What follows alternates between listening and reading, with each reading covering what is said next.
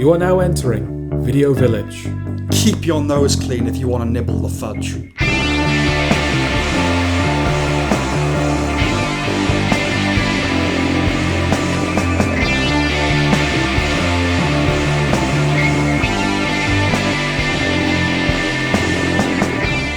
Coming up, Jordan reviews Alice in Borderland Seasons 1 to 3. Sam reviews The Long Walk, And we both review Mr. Scorsese. The Diplomat, Season 3, Gen V Season 2. Task, A House of Dynamite. Slow Horses, Season 5. And one battle after another. We're going to go into Alice in Borderland. Hello. Seasons 1 to 3, I don't know if it's been renewed. I don't know if that's the ending. Yeah, I mean, it feels like it's fairly safe to do the review now because it feels like the show has ended. Yes, but we're not... I would have said that at the end of Season 2, but we'll get into all of that, I'm sure. So it could be a review of Alice in Borderland, but for the sake of this, we're going to say a review of Seasons 1 to 3 Let's of do Alice that. in Borderland. Yeah. But I'm not going to review it, you are. I'm going to review it because Go I ahead. watched this with my sister, Yes. kind of totally by accident. You can't watch something by accident like that. Well, no, I watched it deliberately. Okay. But then... Well, then why do you say you watched it by accident? I'm about to explain. You contradicted yourself off the bat. Go on. I put the first episode on because my plan was to catch up so I could watch the final episode this year to see if it qualified for like any of our end of year lists. And then 10 minutes into the first episode, my sister just happened to walk into the garage where I was watching it. Right. And she was like, "Oh, I really wanted to see this." I was like, "Well, let's watch it then." Right. So we watched the whole show together, which was nice. We don't often really like do that anymore. Okay. But I'm not reviewing watching shows it with your myself. sister. I'm reviewing the show itself. Yes. So the show kind of opens. I should say it's Japanese language. It's a Japanese show. It's on Netflix though, so it's like available to everyone. And naturally, I always recommend subs, not dubs. Yeah. But you do you, I suppose. No. No. I'm just trying to be nice. Yeah. I can't speak to the quality of the English dub because I've never tried it. So whatever. So the show opens with like these three friends living these very like stagnant lives. So you got one of them who's kind of like, he's a bit of a genius, but he's also just like, he spends his time playing video games. He doesn't have a job. His family trying to push him towards that, but he's resistant to it. Yeah. Why are you smiling? Felt attacked. Okay. Not so much by the genius thing, more just by the he just doesn't have a job. And Oh, right, okay. No, both. Yeah? I'm gonna be honest with myself. Okay. I'm Yeah, not well, a I mean, genius, I'll be honest, but- that's what I thought you were referring to. No, I'm not a genius, but when you said it, the ego part of me kind of it resonated. Ooh, hello. With. He's talking about me, is he? Yeah. Okay. Well, there's another guy who's like in a relationship with a girl that I think it becomes clear that he's planning to propose. But she's either having an affair with him on her actual partner or like her boss, because they're like making out at work and the boss like disapproves. Right. So it's like, that's a situation that he's not happy with. And then you got the other one who does seem to have a job, but his mother appears to be financially dependent on him. Right. So that's kind of stressing him out. Anyway, they meet one day in Shibuya in Japan. They're hanging out, being friends, and then all of a sudden, all life in Japan ceases to exist. Just Japan. Well, they don't know how far it extends. Sure. They're in, I should say Tokyo rather than Japan. Yeah. But I think there's a point in the show where they try to go beyond Tokyo and they can't. Or it's recommended that they can't because of the circumstances of what's unfolding. Because initially, they seem to be the only people left in existence. In what way? Leftovered. Yeah. Okay. But like everyone. Not just like 5 or 10%. They're the only everyone, 3 people. but in a leftovers fashion, as in they're there, then they're not. Yeah. Right. Okay. Like all the power in the city just turns off, and they Right. walk outside, and it's totally desolate. Animals. Not initially, but over the course of the show, foliage starts to creep in, and animals start to roam the city and stuff like that. So they're like, naturally, what the fuck? They go exploring for a bit. Nighttime falls. They're drawn to this place where they do actually find some other people and power. And it turns out that they are being forced to play games. Right. Games in which, if you don't participate in them, you die. If you do participate in them, but you lose, you die. If you participate in them and win, you're given a certain amount of time before you have to play the next game, which if you don't play, you die. Okay. A lot of people have called this the Japanese Squid Game. Or Hunger Games. But Squid Game itself is kind of has a bit of that Hunger Games DNA in there. In some ways, I think that's fair. Obviously, people being ripped from their normal lives in order to play these lethal games. Well, kind of the modern granddaddy is Battle Royale, isn't it? Yeah, but I think Squid Game will be a modern point of comparison for people, especially considering that they're both foreign language projects. So is Battle Royale. Oh, yeah, of course. Sorry. Yeah. That was me assuming important things were in English. Sorry. I mean, when I say modern, 2000 to me, and like from a historical cinematic, 2000 is a modern film. Yeah. You know. But Squid Game is a more immediate. Yeah, absolutely. Yeah. So I can see in that respect. In other respects, I think it is unfair. Main point being, this actually came first. Right, it's an adaptation. It's a manga, or? Well, they usually are in Japan. Yes. I don't know if this is specifically an adaptation, but my point was, the first season of this came out in 2020. The first season of Squid Game was 2021. Okay. So this is before Squid Game. Right. So calling it a Japanese Squid Game, a bit unfair. Okay. Also in Squid Game, players are given a choice where they can choose to participate in the games. Granted, it's not a choice that's well informed. No. They don't know they're going to die if they lose. And the fact that there are masked figures there, you do get the impression that even though the organisation is mysterious, there are people in charge of what's going on. Alice in Borderlands, no such thing. They're ripped from their lives, no idea that it was about to happen, or where they are, or what's going on. And there are no people instructing them on what to do. There's just text on screens directing them where to go. Okay. And when people are killed, lasers come down from the sky and just kind of like evaporate their head. Right. So it's much more mysterious in its construction. Truman showy. From Truman's perspective. Yeah, kind of. There's like something bigger than them. Yes. Like bigger than something human. on the outside of reality. Yeah. Controlling it, yeah. Yeah, exactly. And they don't know why they have to play the games or even what their reward is going to be. Just that they have to keep playing. What's the metaphor then?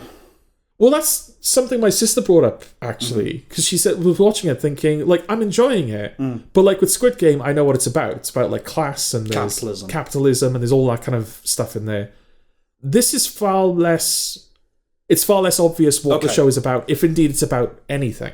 Right. There's not like a god, aren't we all playing games? Like, is it that vague? Yeah, there's no... Yeah, there doesn't seem to be any commentary on class or commentary on... much, really. It's just this is the circumstances of the show, and these are the characters dealing with that. Okay. You know. Okay.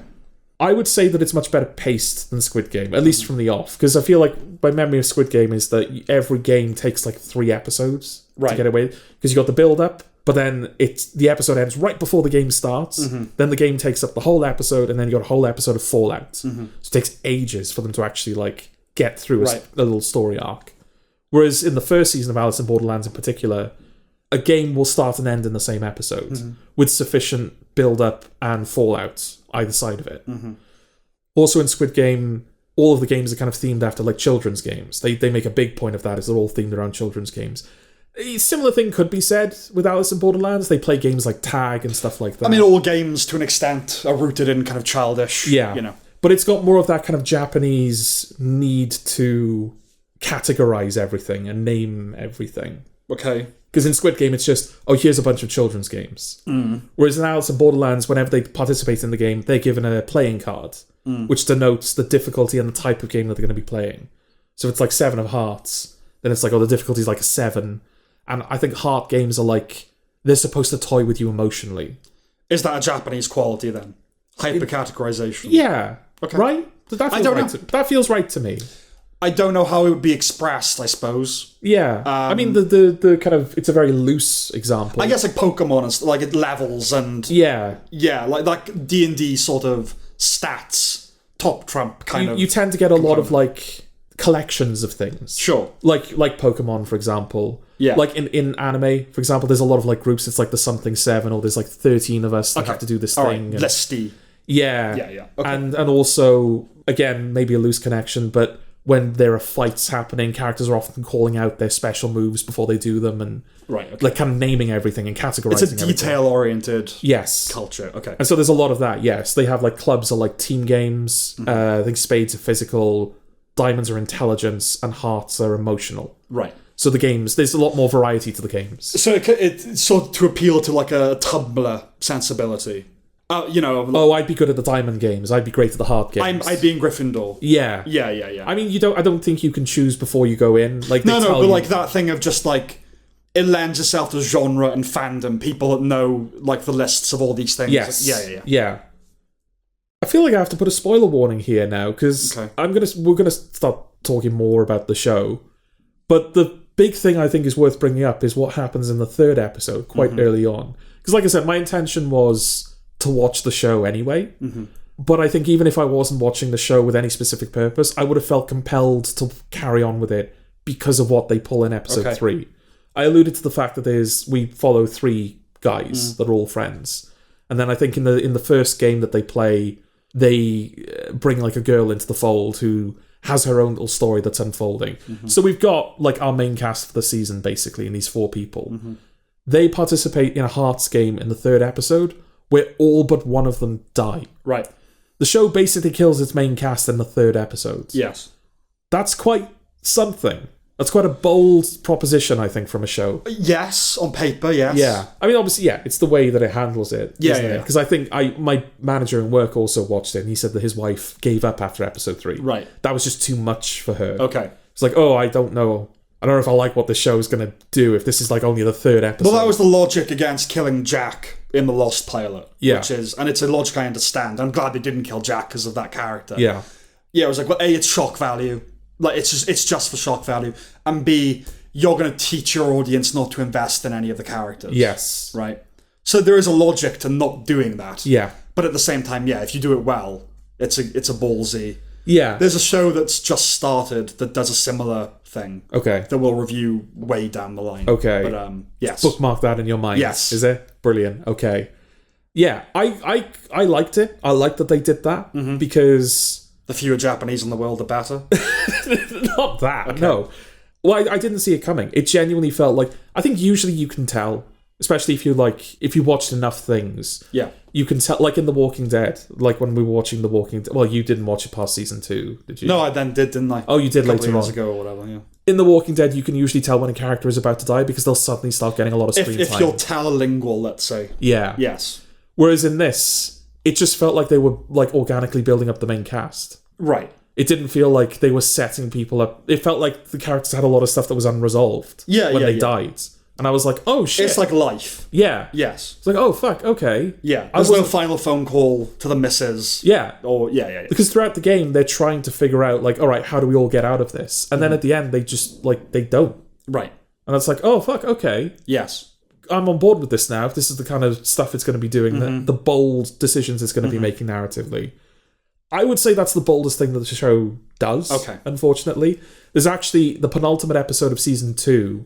The main cast by the end of that season, they all just get like minced by machine gun fire in that episode, and they all basically survive it. Okay. So it feels like almost a contradiction of the statement it was making in... Because when you kill off your main cast, you're like, anyone can die. That's the statement you're giving to your audience. Yeah. But by that point in the show, it felt like it was going, oh, well, we can't kill these people.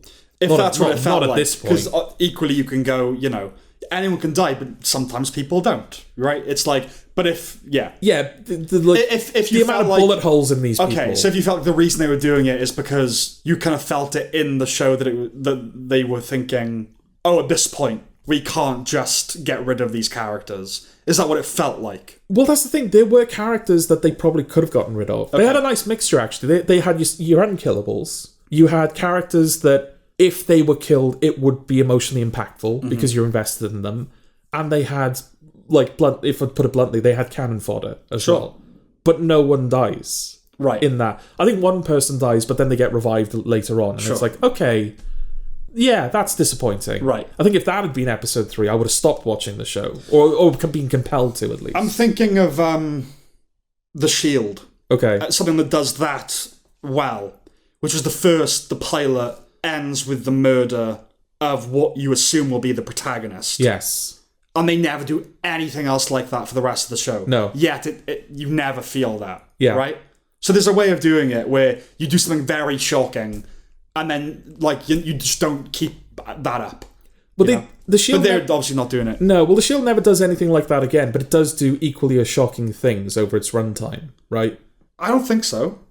It's a show that deals with, it's out there and it's dark and everything and shocking thing, but narratively, that thing hangs over the entire show. It does, yeah. That's almost the inciting incident, right? So it's kind of unique in that sense of this one like big thing happens, But yeah, for the rest of the show, like, Mackie never does anything that, like, killing a cop. Like, he would never do anything else like that, you know? No. But anyway. Yeah. Yeah. Well, it's not just that. I think, like, in the third season as well, there's a character in a wheelchair that kind of ends up in this place and has to participate in these games. And initially I thought that would be, like, them going back to, like, oh, this is a bold, interesting decision. This character is physically incapable of participating in a lot of the games. So how is he going to navigate that? What are we going to do with him? Oh, he just does. Okay. Like, there's a game where he has to leap between trains and he just does it. There's one where he has to climb a tower, the Tokyo Tower, just does it. And, like, I don't know where the Japs are on the Woki. No, nor do I. But it didn't feel like it was... It didn't feel like the show was going, oh, look what this guy's capable of. Yeah. It was just like, no, this character needs to be alive by the end, so he has to, like, win the games. Okay. He gets a little bit of help from people. Like, I think on that tower, for most of the game, he's, like, tied to someone as they're climbing the tower. Okay. Well, I mean, if he's just a paraplegic, then as long as you got good upper body strength, you could climb a tower. Okay, they did show him doing upper body workouts at one point. It was Joe from Family Guy, isn't it? But leaping across a train, that's the one I'm a bit... How? Or he, like, does a little wind up with his wheelchair. Yeah, and then just, like, volleys him across to the other train. All right. Yeah. But my point was, like, at the beginning it seems like it's going to be a very narratively bold show. And it's not that it becomes bad, necessarily, but it never does anything as, I would say, narratively interesting as that again. It's weird you bring up the Wokey stuff, actually. Because one of the points I got... It's been known. Yeah. Well, one of the points here I wanted to raise is there's a character in the first and the second season. When they reveal their backstory, it turns out that character is actually trans. Sure. The reason that was a surprise to me was because it's played by a cis female actor. Okay. So I thought... A woman. Yeah, a woman. Right. But it's a trans character. Yes. Like, it was a male and they've transitioned it. Yes. So, like, okay, I thought that wasn't on. Again, I don't know what the standing is in Japan. I don't know. Well, yeah, I don't know in Japan. I know they're very permissive. Yeah. But I don't know... with the trans stuff. I did a little bit of research, and I don't have any definitive this is their position roughly on this kind of thing. Yes, but I saw that, like, it has garnered a lot of criticism. The fact that character is not played by a trans actor, but also a lot of praise from the same community that the character is. It could be that convincing, basically. Well, just that it's like a good character. Oh right, okay. Basically, that it's not like the fact that she's trans actually doesn't really matter. Okay. It's like, it kind of, like, you learn more about her, but it's not as if the entire story of that character is, oh, I'm dealing with being trans in this world where that's a problem. Trans is a complicated one because, yes, really, you'd want to write it so that trans is not the heart of their identity, even though it kind of is. Equally, then why would you make them trans? It's a a tricky one. If you're trans, then sure, I'm sure you're going to write trans characters just for the sake of it. Yeah. As a non-trans... it's just tokenistic. It's either tokenistic or I'm exploring it. Otherwise, why would I arbitrarily make a trans character? So, that is a tricky one. Yeah. Definitely. But if you're going to do something so tokenistic, then why do you stop at casting a trans person to play that character? No, yeah, sure. Yeah. That was just something I found interesting. It's actually quite a small component of the show. I just thought it was worth bringing up because, my understanding I'm trying to think of other examples of that, and the only one that springs to mind is the IT crowd. Oh, right. Which has been heavily criticised for it. Yes. I think even before people turned against Greg Linehan. Yeah.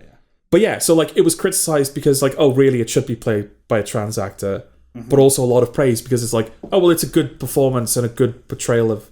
So I'm like, okay, so what's the line here? Yeah. You know? Yeah. Just a curiosity, I thought. The second season changes things up a little bit in that in the first season, it's all face cards. Like I said, it's 7 of hearts, Diamond of clubs. That's not a card. No, it's not. Absolutely not. But you get what I mean. Hybrid cards. Yeah. But that's the next level. You know, like the 150 Pokemon or whatever. Yeah. Then they did like the next generation. Okay. Yeah, that's what that would be. Okay. Next generation of playing cards. Yeah, Diamond of clubs. Yeah. But the actual level up in Alice in Borderlands is that now they're playing against the face cards. Right. So in the second season, it's the King of Clubs, the Jack of Hearts, the Queen of Diamonds. They're basically boss fights in the second season. Right. So they'll actually be playing against the guy that's supposed to represent the Jack of Clubs and everything like that. I thought that was a good step up because it means that it's an organic way of bringing in new characters, but also it means that the characters actually have something and someone to compete against now. Right. And that kind of led to like interesting little dynamics and pockets of drama. And yeah, they were just kind of like, there was a lot of interesting exchanges back and forth. The problem with that, though, is that half of the playing cards, half of the face cards, they're all dealt with either off-screen or in a quick montage. Right. So I thought, oh, this is a good way of, like, this is a good well that they can return to going forward. Yeah. Especially since that... But there are, what, 12? Yeah, you wouldn't be able to do it in a full season. But I thought, oh, this is going to be multiple seasons now. Because I didn't know how... Because, like, Season 3 is coming out. That must be what Season 3 is. But it's not. Now that you're going through this process, okay, but you have previously told me what Season 3 is. Yeah. But as you're explaining this process to me, I'm going, well, I know what Season 3 is. Yes, you know what Season 3 is. No, but I think I would have intuited it, is my point. Okay. If you're going, it's the cards, then it's the faces, I know what's next. Yeah. You know? No, that's fair enough. Yeah. But it's still disappointing, given how, like, interesting some of the encounters are. Yes. The fact that we don't see half of them. Yeah. It feels like a wasted opportunity, especially since the 4th and 5th episode, I think. No games happen in those episodes at all. Oh, no, I'm just saying that I feel like if you, after season, the gap between seasons 2 and 3, I feel like I wonder what season 3 will be. I'm like, yeah. Well, it's going to be that. Well, they make it clear at the end of season 2 what it's going to be. Okay. But I am getting to that. Yes. Yeah. I thought that the face cards was a very good thing. Mm-hmm. Like, there's one game where someone is facing off against the Jack of Hearts, and the game is that they're in a prison, and they have these collars, and on the back of the collars, it gives you a suit, like heart, jack, fucking hell, heart, diamond, club, and spade. Yes. And you can't see what it is, so someone else has to tell you what your suit is. If you get it wrong, you get blown up. Right. So, of course, you just have to assume that people are telling the truth. Which means that when people start dying, you know people aren't telling the truth, so you have to suss out who they are. So it becomes a game of, like, you can sabotage other people. The traitors, basically, yeah. Do I lie to this person? And if I lie to this person, will they know that I'm the one that did the lying? Yes. Interesting, fun little games like that build on what the first season established. But then the second season has a very clear ending. To the point where me and my sister would turn to each other and we were like, well, if we didn't know there was a season 3 coming, we would have said, well, there's clearly no season 3. Okay. Because, like, they go through all of the face cards, and then the show even reveals, like, what's actually going on. Okay. So it turns out that all of the characters are playing a VR game, and they got so immersed in the fact that they're playing a VR game that they forgot. So they think that the reality that they're in is their actual reality. Okay. Except it's not that. It's actually the fact that they're androids that have been implanted with artificial memories, and they're being forced to play games on the surface while the billionaires that are living underground are all placing bets on them. So the VR is a bluff. The VR is a bluff. But how do they convince them that that is what's real? Well, that's not real either, because it turns out that the characters are actually in a mental hospital. No. Yeah, and everything that's happened has been a delusion. Okay. Is there another layer of the onion to peel? Yes, there is. Okay. Turns out that's not true either. Okay. This is the last episode. This is what's interesting, right? Because first reveal is shit. Yeah. Because then what were the consequences? Yes. Second reveal, fine. It doesn't compromise anything. Third reveal is shit. Because what are the consequences? Yes. So what's the next one? The actual real reveal now. This is real. Yeah. I'm not shitting you. It turns out that a meteor hit Tokyo, and everyone in the blast radius was sent to this land between life and death, where they were forced to play games. It's called Borderland. If you die in Borderland, you die. That's the end of it. But when they defeat the final face card, everyone that's still alive wakes up back in the real world. Whatever. Having survived this meteor strike. I tapped out halfway through the meteor explanation. Okay. Whatever. Yeah. Know? This is when you get bogged down and having to explain. I know people are like, oh, ambiguity, it's just much more interesting. It just is. Yeah, it is. But it's an interesting challenge, though, as a writer, isn't it? Because you go, right, I have to explain what this is. But the thing is, you've talked about this for a while now, and I still can't really get a full handle on what... It's becoming clearer to me. Yeah. When you're like, oh, they have to fight against the King of Diamonds. I'm like, what does that mean? Yeah, but it's a game. It's a physical game where there's like a win. Like the King of Spades is kind of the one that hangs over the season. Yeah, that's just a guy with like infinite bullets. Yeah, but he would just go around shooting people, and they have to kill him. So they're like metaphorically the king. It's just a title he has. Yes. Right, yeah, okay, sure. Yeah. So it's become clearer and clearer. But how do they convince them that it's VR? Well, that's the first explanation she gives. I know that, but like, how is that revealed to them? It's a person sitting down and telling them. Literally just tells them that's what's happening. Yes. And then that they're all in a mental hospital. How is that? That takes a while. Let's not do it now, then. No, we're not going to do it now. But basically, the episode shows that reality for like 20 minutes. Long enough to convince you, the audience, that that's the reality. And then at the end, she's like, oh yeah, I was bullshitting you again. The same person explaining to them. Yeah. Right, is just lying. Yeah. Okay. And I don't know whether that's the writer. I'm going to keep a mental note of that. If in the future, just have a narrator from the off, and then do whatever the fuck you want, and the narrator can just go, I lied about that. Yeah. Pretty much. Okay, that's not the best storytelling. Because is that the writer? Like, I'm going to go through all of the obvious explanations. Yeah, I think and then bullshit them. That's what it is. Yeah. Like when the Lost finale, they filmed some alternate endings where like they did the Newhart ending, the Bob Newhart show where he wakes up in bed and it was all a dream, and the Sopranos did a version of that where it's like Hurley in the booth and yes, so it's like their way of going, you thought it was that, no, it's not that, but we're gonna do it. Yes. Okay. All right. So everyone wakes up in the hospital after surviving this meteor strike.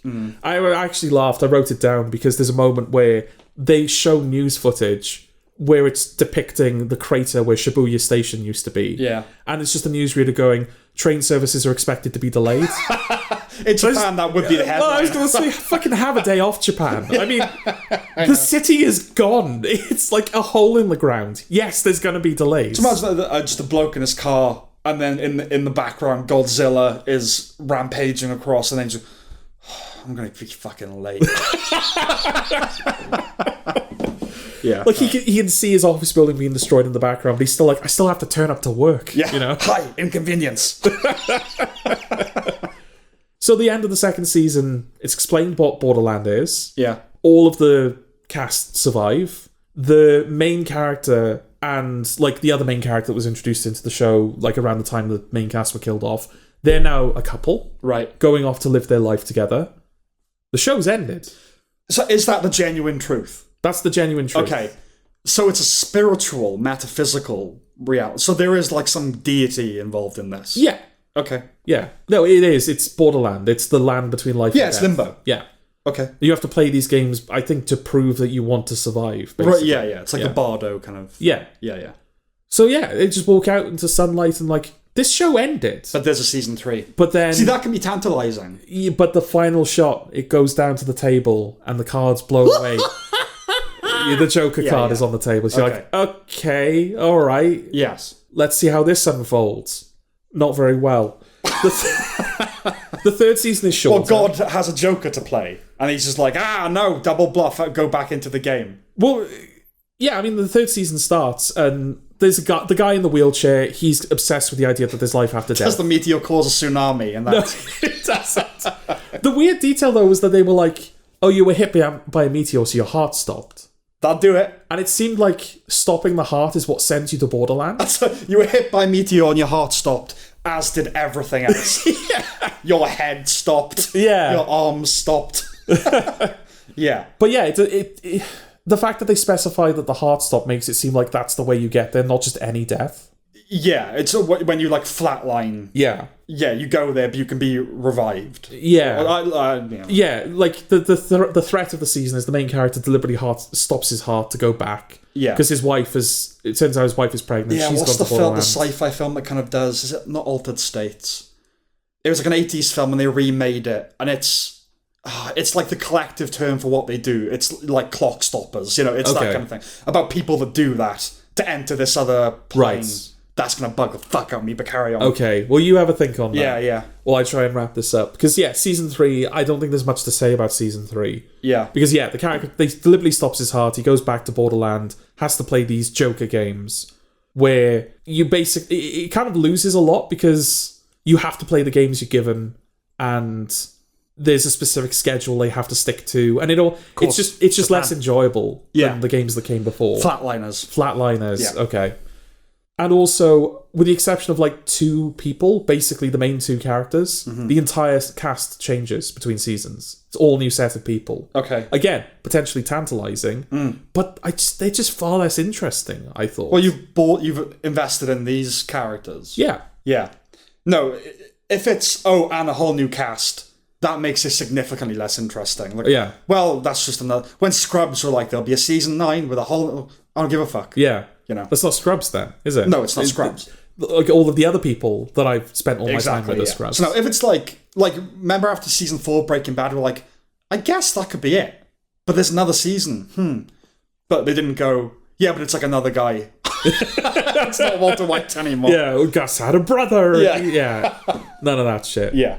And yeah, when season 3 is eventually over, all of the characters are basically in the same place they were when it started. Right. We know just as much about Borderland as we did at the end of season 2. Or at the very least, we could have inferred what season 3 outright tells us, which is that Death is basically in control of... Death, right, okay. Death played by Ken Watanabe. Okay. So that was interesting. Yeah, like, I guess... guy I recognise. Yeah, if there's going to be anyone, like, who you getting... Who in your... what was the Jerry Seinfeld movie? Terrible one from a year or 2 ago. I have no idea. The Jerry Seinfeld film, where it was the invention of the cereal. Oh, Unfrosted. Yeah. Unfrosted. In your Jerry Seinfeld, all the comedians are in it. Who's playing the president? And that was Bill Burr. Yes. But yes, in your Japanese show, who is playing Death? Yeah. Either Ken Watanabe or Hiroyuki Sanada. Okay. One of those 2. Okay. Yeah. Carry on. Ken Watanabe, when he's speaking to the main character, he's like, look, you can... What are you trying to think? I'm trying to think, like, okay, we are done with the cards. It's just like a Cluedo set or something. Is it like, what's it pan over to? Every season pans over to, like, one poker chip or Twister or something. But yeah, Ken Watanabe is basically like, look, you can choose to die now, which I'd prefer in all honesty. For I am death. Or you can go back to life, in which case I'll just see you in a bit. Yeah, see you in a bit. Yeah. So the character... Why does Death give a fuck? Death, I mean, if it's an appetite that he's sating, there are enough meals. Yeah. There's enough on the plate. Why does he have to be doing this?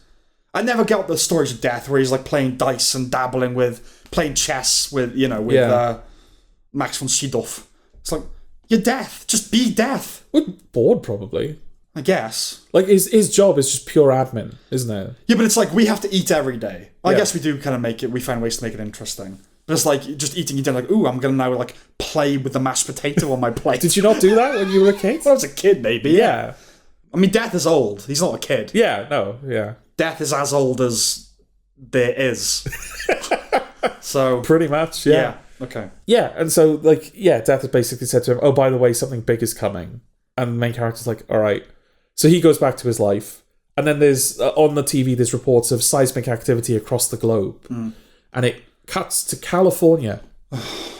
And so it is like Squid Game, man. Well, this is what I'm leading up to. You've got these 2 characters in a cafe with clearly directed by someone who doesn't speak English. Right. Do we know these people? We don't know these people, but they're like, oh yeah, the earthquakes and shit. Yeah. And they're in a cafe and someone comes over and like takes their order and they go back up to the bar. When they turn around, you see on their name tag, it says Alice.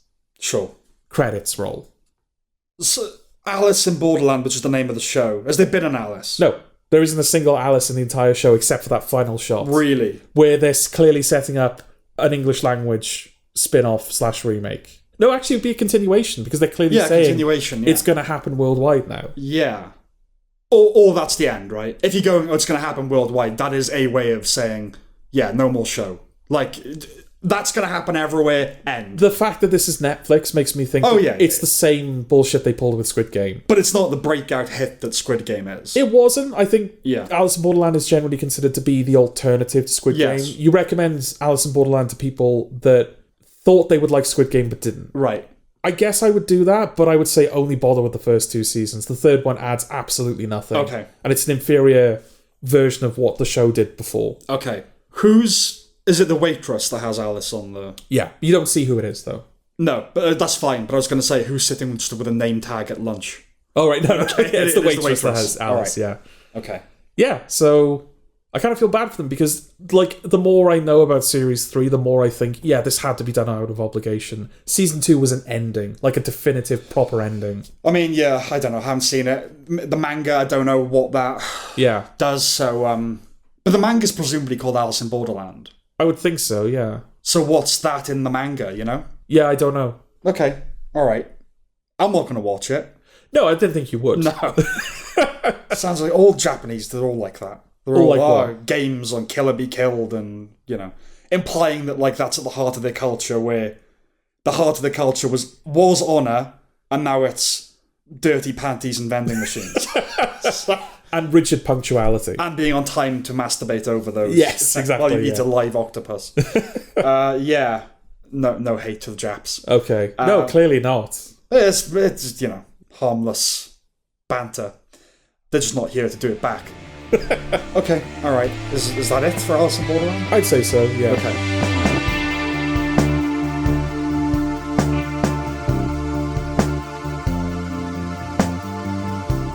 Now I will do a review for something you haven't seen. Okay. It won't be as long. Why are you calling me out like that? The film is The Long Walk. Okay.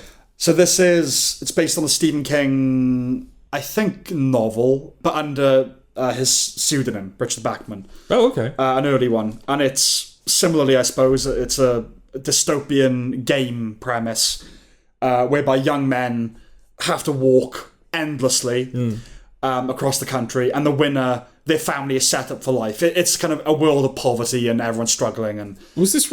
What's Stephen King on about? Because we got The Long Walk. He did The Running Man. The Running Man. Yeah. Yeah, Life of Chuck this year. I mean, it's been a King heavy year. Yeah. But yeah, and if you stop walking for any reason, you are executed. Okay, yeah.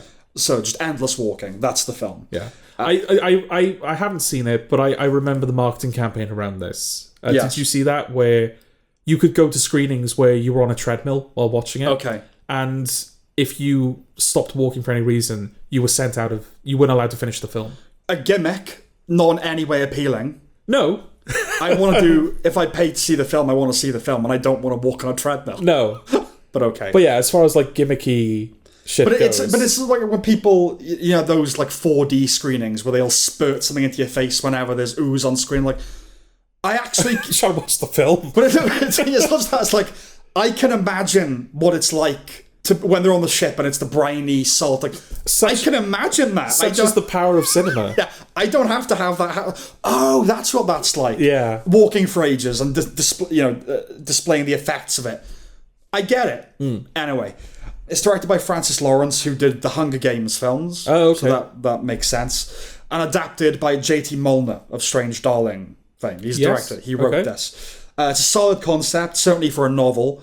Making walking interesting on screen for a couple of hours is a challenge. A challenge to which the film basically rises. Okay. Continuity must have been a bitch mind. Yeah. That, you know, 'cause it's basically just these lads, like young men, forming friendships and rivalries and stuff like that. Mark Hamill shows up in a second Stephen King adaptation this year. He does. When exactly did his voice change? You know, that grizzled thing he's got now? When did he become that guy? Yeah. Anyway, Cooper Hoffman leads perfectly adequately.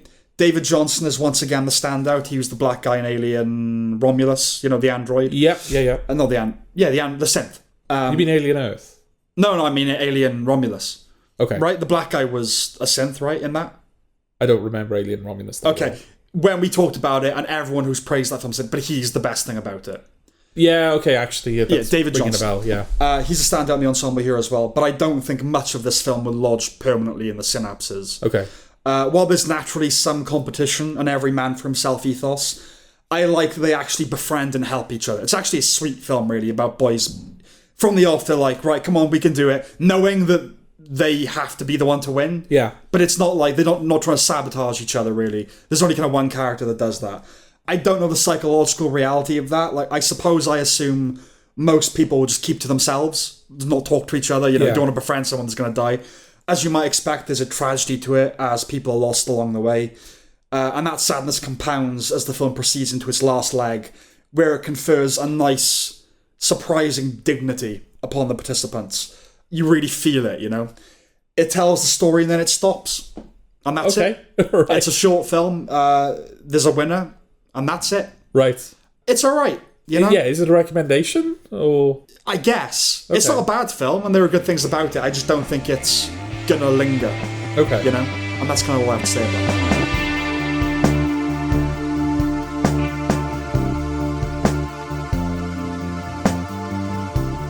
Mr. Scorsese. You did watch this. We watched this, yeah. Who's we? You and me. Not together. No. No, okay. Well, it's exactly what you think it is. It's a 5-part documentary on the career of Martin Scorsese. Mr. Scorsese to Mr. you. Scorsese. Marty, actually. Oh. Everyone insists on everyone calling him Marty. If you are an ardent Marty acolyte, it doesn't offer a trove of new information, but it's a wealthy, comprehensive unit, okay. I would say. It probably doesn't appeal to the uninitiated, but it doesn't need to. This is for hobbyists, right? It's specialised. It doesn't expect to be watched by those who aren't interested. Okay. They include as much as they can outside the filmography, his childhood, his relationships, the controversies, his overdue Oscar. And Scorsese is an active participant in the documentary. I thank God that he's still sharp. Yeah. And he shows no signs of degradation. He's a very life-full man. Right? Yes. It's directed by Rebecca Miller, who is the wife of Daniel Day-Lewis. Oh, okay. And the man himself features. I did wonder who would be interested with a Scorsese, like committing a story of Scorsese's life to the visual medium, you know? Anyone into film, really, right? Okay. But yeah, the fact that he's a talking head in the show, his wife directed it, you know, because he's a hard get, isn't he? But that was a treat itself, because, you know, his privacy. It's papered with the music of, for instance, the Rolling Stones and the band, which is apt. I don't have much to say about the technical aspects of the show. It as a documentary, you know, it's a professional, well put together article. I think it does a decent job of matching the energy of Scorsese's film. That's true. I wouldn't say that it's like watching a Scorsese film. No. But it feels like, yeah, his energy and his vibe is kind of imprinted on. It's in there. Yeah. Yeah, it doesn't reinvent the medium, and it's not long enough. I don't know how long you need to adequately cover the man and his work, but 10 episodes would be a good start. Okay. And usually I'm all for like less. But they actually omit Hugo in its entirety. Yeah. Right? Yeah. For some reason. Conspicuously so, because lengthily or otherwise, they make nods to every other film. There are a few things I learned. His visit to the cemetery when he was young, where the gravestones are like almost stacked on top of each other. And he got the sign for the Continental Can Company looming above. Yeah. I didn't know that was his call to the artist's life, where he thought, is this it? Fuck that. Yeah. You know? I didn't know that John Hinckley sent him a death threat before the attempt on Reagan. And I didn't know that his wife had Parkinson's, which is fucking tragic when you see it and makes you like the man even more, right? Yeah, I guess I wouldn't be classed as an acolyte, because there's more about this. Like, I didn't know he was such a troublemaker, you know? No. Yes, I'm not saying like, oh, if you basically know Scorsese, you'll know. No, I mean if you are a follower, of which I am, you know? But yeah, that was kind of a surprise to me, because you think that's just a sweet old man. That's not. Oh no, yeah, that's not a menace. Back in the day, yeah. No, he seems like quite a menace, and also, I guess his like I guess it makes sense, like in a hindsight, but the fact that so much of his filmography is just, it's almost autobiographical. Yes, like there's a lot of stuff he put in his films, like iconic scenes from his films, where he's like, yeah, that happened to me, right? Or I know a guy like that. Yeah, it feels his filmmaking makes it seem like his filmmaking process is so loose, and he's so receptive to, let's do things differently, let's just change shit now. And yeah, his films have that kind of looseness to them, like a spontaneous feeling. Yeah. But I would have assumed that that's the kind of the looseness that you can only get through rigid control. I think it's both there, right? Yeah, there is rigid control. I mean, the camera work and like that. That's not glib camera work. No. It's got to be very tightly controlled. Yeah. But yeah, the behaviour of the characters, yes, that's a lot more open to free-form kind of style. I saw an extract of an interview with Joe Pesci recently. It's the same interview, the same sit-down that we see in the film. Yeah. But it was a different clip that wasn't used, where he talked about the filming of Raging Bull. And he said a minute, I'm going like, you fucking motherfucker, like all that kind of thing. And then there's like a producer there going, you know, Marty, it's going to be a challenge when we show this on television, because we're gonna have to like dub all of these things. So you might want to. And then Scorsese's like, oh yeah, and like I'm and then Pesci said, he went up to him and said, oh, I didn't know you made television movies, Marty. At which point you went, yeah, fuck it. Just say the thing. Exactly as you were. And there's also that party in the early 70s in Hollywood, attended by, amongst others, Scorsese, Lucas, Spielberg, Milius, and Schrader. Yeah. It's like that first proper Sex Pistols gig, just this cradle of talent waiting to burst forth. It's the kind of party where you're like, well, no wonder all of these guys went on to do great things. They were all just fucking together. They're all together. They're all new people. Yeah. I mean, they're all like Roger Corman proteges as well. But yeah, like he really is the person to thank for like most of the great films of the 70s. Yeah. Anyway, some new things occurred to me. I think there's a case to be made that Johnny Boy, this De Niro's character in Mean Streets, is the prototype for, you have like the straight lead, then the crazy friend, the breakout character that wins awards and gets all the attention. Yeah. I think it has to be one of the most important supporting roles of all time. Okay. Not just as the world's introduction to Bobby D, but for everything and everyone it inspired, down to every student script, where there's the introverted protagonist, then the outgoing pal that goes on the dance floor, or the hero trying to keep everything together, then the drugged up, impulsive, reckless buddy. Yeah. That dynamic, I think that's Mean Streets. Okay. You know? At least, like, the modern milestone for it. They bring in the real neighborhood guy after whom Johnny Boy was modeled, and you couldn't design a more clearly connected eye tie. There are things I can't say, you know? I think he's very, like, you know, that's how he talks. Did you blow up a mailbox? Yeah. Why? I don't remember. Yeah. Just wanted to, I guess. Yeah, and it's like, oh, did that happen to, you know, Joey Sabrisi? No, I can't talk about that. You know, I love that guy. The documentary also reasserts and reminds you why Taxi Driver is so fucking great. Okay. And probably the best directed film of all time.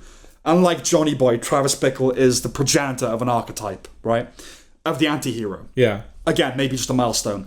Personally, I don't know how one can watch Taxi Driver and emerge to tell Scorsese, that's my guy, as apparently happens often. Yeah. But there is this strand in us where we derive cathartic pleasure from bloody conquest, right?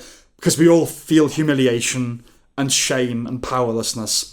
I can't remember who said it, but violence is the attempt to replace shame with self-esteem, right? There's no Walter White without Travis Bickle, is the fact of it. Yeah. And even though he was based on real-life assassins and would-be assassins, he's the granddaddy of the school shooter, in a sense. And more recently, men that live on the internet that kill Charlie Kirk, right? I want to be somebody. This'll show them. I want to be a writer. Then they'll listen. That impulse can be channeled positively, and the documentary goes into Scorsese's own rage. Yes. And similarities to his characters. But it's a global cancer in the digital age, this thing, right? My 11 or 12-year-old cousin is on TikTok. In his bio, he says he wants 10 million followers.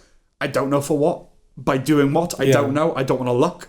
But some people will do a lot, as we've seen.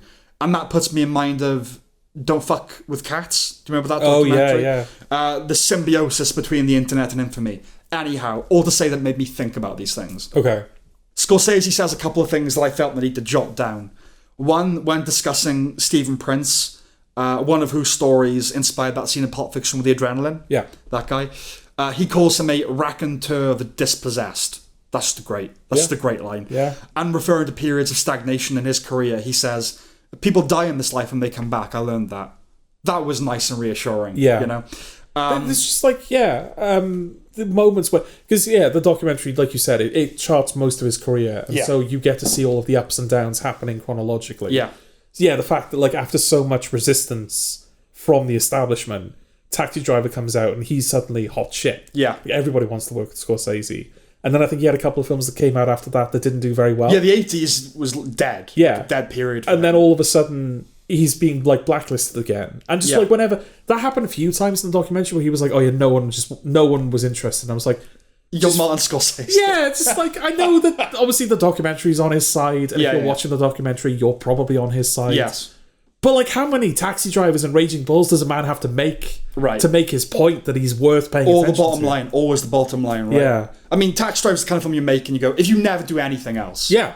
Or, like, right, I don't care what you want to do next. Here's $10 million. Francis Ford Coppola was able to make... I've blocked it out from memory. Megalopolis. Megalopolis. Right. Because he made The Godfather. Basically. Yeah. Well, no, Megalopolis, to be fair, he did have to sell his vineyards and everything to finance it himself. And why did he have those vineyards? No, fair enough, but it wasn't like he was allowed to do it because of the success of The Godfather. No, that's why he got to a point where self-funded. Yes. Because he wasn't in the system. Yes, but it's... because the system was like, we're not fucking making this. No, that's one of those cases where you go, the system was right. Yeah. But no, it is amazing. But it also reassuring to go, yeah, you know what, you die and you come back, it happens all the time. Yeah. You also divorce and remarry quite a few times in your life. He was quite...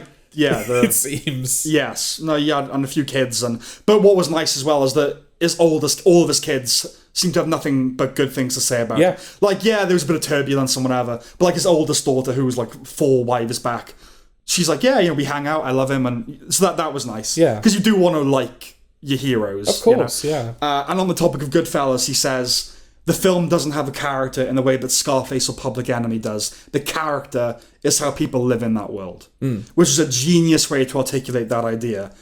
The character of a film doesn't have to be a character. Yeah. You know? Yeah. Just on a personal, creative level, that resonated as something worth remembering.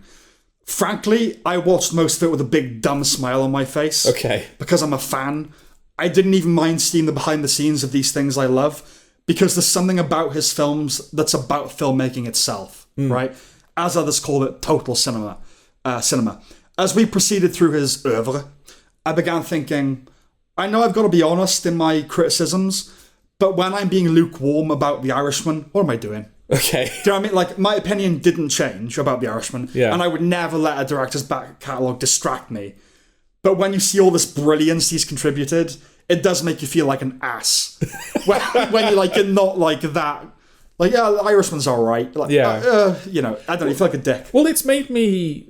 There are still Martin Scorsese films that I know I should see that I haven't seen. Like, I haven't seen Raging Bull or Mean yet, Streets. Or Mean Streets, or King of Comedy, I don't think. Yeah. So they were films I was always going to get around to. But this did open me up to the idea of exploring more of his catalogue. Sure. What was the Andrew Garfield one? Silence. Yeah, I watched it and I was like, yeah, I'll give Silence a go. Well, his religious trilogy, The No. Last Temptation and Kundun and that. After Hours, I presume you haven't seen. No, I haven't. But yeah, like this guy, he worked on Woodstock, which is considered one of the best documentaries of all time. Yeah. But lost his credit because he lost his credit. Tried too hard, basically. He made The Last Waltz, which is considered the best concert film of all time. Yeah. Raging Bull, best sports movie, Goodfellas, gangster movie. That and The Godfather kind of battle for supremacy there. Yeah. Even After Hours, like his picaresque night movie that inspired many more to follow. His film's in us, even if we don't know it. Like, some of the projects we've tried to write, I don't know if they exist without After Hours, and that's not something I would ever have called a direct reference point. On balance, he probably is the greatest filmmaker of all time. Yeah. It's so passé to call him an influence at this point, but all told, he's probably the influence. It's quite something. For me, anyway. It's quite something, isn't it, when, like, Steven Spielberg is just one of the vox pops. Yeah. He's just like a guy in the documentary who's just like reinforcing the point. It's not the main focus. Yeah, and I can't remember what film it is he saw, but he's like, I saw that film and I was like, yeah, I can't do that. He's like, only he could have done that. Yeah. I binged it. I don't know if it will have that quality for everyone, but for me, yes, it absolutely did.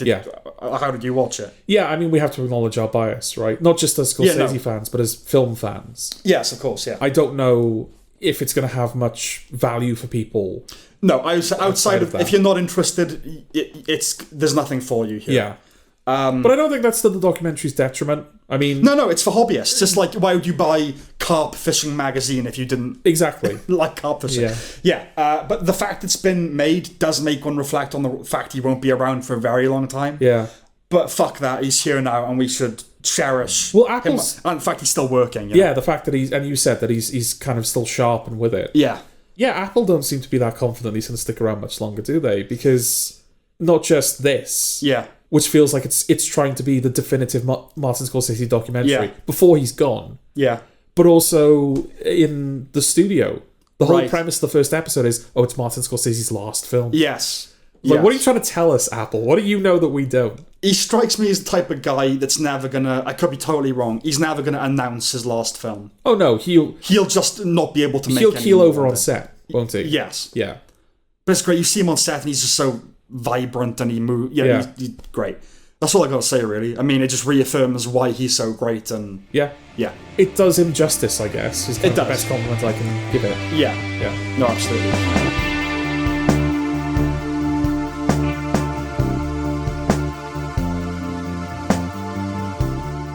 The Diplomat, season 3. Well, we're right back in, aren't we? Oh, yeah. No fuss, no muss. If you don't remember what happened, that's on you. Yeah. Yeah.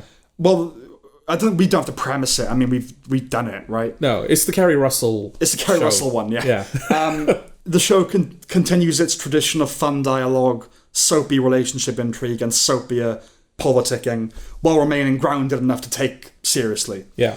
This isn't Shondaland. This isn't Scandal, right? Although, by dint of this season's down-to-earthness relative to its predecessor, it's a little less strong. It's a little less strong than season 2, but I'll be honest, Sam, I think I quite like this show. I like it too. It's not a problem for me, but it's not as strong as season 2. It's not as strong as season 2, absolutely, and I would acknowledge that. But yeah, when it came around, like, I binged this. It's very bingeable. In a single day. It's very bingeable. I was like, I enjoy when the Diplomat comes around. And watching season 1, I wouldn't have said that. I'm surprised that it's absolutely reached that point for me. But yeah, there's nothing as explosive or not dumb, but self-consciously, prestigiously silly as season 2. Okay. I think prestige silliness is a good way to think about this show. Kerry Russell, Rufus Sewell, and the ensemble are dependable constants. Alison Janney is just one of those actresses, born for it and always a pleasure to watch. The addition of Bradley Whitford as her husband makes it impossible not to think of The West Wing. Yeah. But it helps that both are markedly older. It's not CJ and Josh. I mean, it was CJ and Josh to me. Okay, Bradley Whitford's always Josh. Yeah. But Alison Janney's not always CJ. Okay. Even so, even though they weren't, I mean, he's grey, I don't need to see their canoodling and foreplay. Yeah. I still don't need that. The season needed more of them, especially Janney, but I think there'll be more of them next year. He's been elevated to main cast for season 4. So right, okay. The episode where the couples got together for the weekend, that was a highlight. Yeah, that was a really good episode. That's a good one. One of the strongest of the whole show, I'd say. I would agree. Yeah. There's a nice little examination of identity with which the show flirts. So, like, am I a wife or am I the ambassador? I'm not speaking as your boss, but your friend. They do that quite a lot, which is interesting. The kind of compartmentalization of which only sociopaths and politicians are capable, right? If it leaned into that more, the show would have a distinctive USP, like a purpose. Like I said, I like it. It pretty much remains the best on the stratum it occupies. But I think if it was the show that did the political identity thing, it'd really mark it out, you know? Yeah. Whilst it's still good, but I think, that's the stuff that interests me the most, where, right, what am I in this room right now? Yes. You know? But anyway, do you think that's just going to be a season 3 thing? Because I mean, there's always been like a slight component to that. Yeah. The fact that she's married to a former ambassador. Yes. So, like, all through the show, there's been this component of people are speaking to her, but they actually want to speak to him. Right. But now that he's been nominated as vice president, that's, like, actually happening on a bigger scale for her now. But yeah, she's also the diplomat to the UK, while also being the second lady. Yes. So, a lot of, like, collisions of worlds at the moment. Well, it's sort of become a House of Cards-y kind of thing, but not as self-serious and Shakespearean. Yeah. But, like, what is that marriage going to become? Like, are they going to become enemies, right? Yeah. Which I guess where House of Cards was going, but then they had to kill off Kevin Spacey for reasons. But yeah, at the end of this season, it looks like... Yeah. Is this show building up to World War III? I don't know. Like, Does the Diplomat end with the end of the world? It's got that tone, not the end of the world, but like World War III is not unfeasible in this show, in the way it would have been in, say, Homeland. Yeah. I think the showrunner for this was a Homeland writer, Deborah Kahn, I think. But they could do that. Yeah. That's something they could do. I mean, you don't want to see the troops on the ground. You want to see the bureaucracy responding to it. Yeah. But yeah. No, I'm intrigued to see where it goes. Yeah. After this. Yeah, because the big twist at the end of Series 3, that's not a... You don't sweep that under the rug. The whole show going forward is going to hinge on the fallout of that. Yes. And this alliance of the VP and the president and like their spouses who are just kind of powerless to do anything. Yeah. Yeah, no, it's going to be interesting. Yeah, definitely. I don't have much to say about it beyond that. No, I guess it's not one of those shows. No. It's just like you watch it, you enjoy it, you recognise its quality. You recommend it and move on. Well, you wait until the next one, in our case. But yeah, you certainly recommend it and move on. And it is a recommendation. Yes. I'm liking Hal more and more as the show goes on. Yeah. I think in the first season... The soapy components, I remember that being highlighted as like that was one of the weaker elements certainly for you. Yeah. And it's been long enough where I don't really remember, but I think maybe for me as well, where I was like, I'm more interested in like the bureaucratic, like her being the ambassador and what that means rather than her marriage isn't working out. Yeah. But now that they've like folded him into the main events. Well, they're one and the same now, aren't they? Exactly, yeah. And also just like, I think it's a pretty good depiction of a marriage on TV. Just the way they talk to each other. Well, of a type of marriage. A type of marriage, obviously, yeah. Yes. It's through a certain lens. Yeah. But yeah, just the way they talk to each other and when they kind of break up in, I think it's the second episode. Yeah. And he's like, all right, well, let's go to bed then. And she's like, you're not sleeping in here. He's like, well, I'm not sleeping on the couch. I'm the vice fucking president. Yeah. And she's like, you can't. Oh no, he said I need you to like put medicine on my back. And she's like, I can't do that because I'm going to sleep with you. Yeah, and it's so just like, if I do that. Yeah. I don't know, just like the kind of the honesty. They know each other. Yeah. Yeah, I'll say it's 50-50 for me. There are times where they really feel like a married couple and times where they don't. Yeah. And not because they're distant. There are just times where I don't entirely buy it. But then there are times like that where I do. So it's still better than most marriages on television. Yeah. For me, I don't know if we talked about it in the podcast or off podcast. I think it was off. But like the gold standard of television marriages for me is Tony and Carmela. Yeah. In terms of they're married. Totally, I buy into that. Yeah. But obviously the Americans is great. That's kind of your favourite. Yeah, it's not in that league, but it's good. It's very good. Yeah. And that's it, I think, right? Yeah, it's a recommendation. Yeah. Ditto.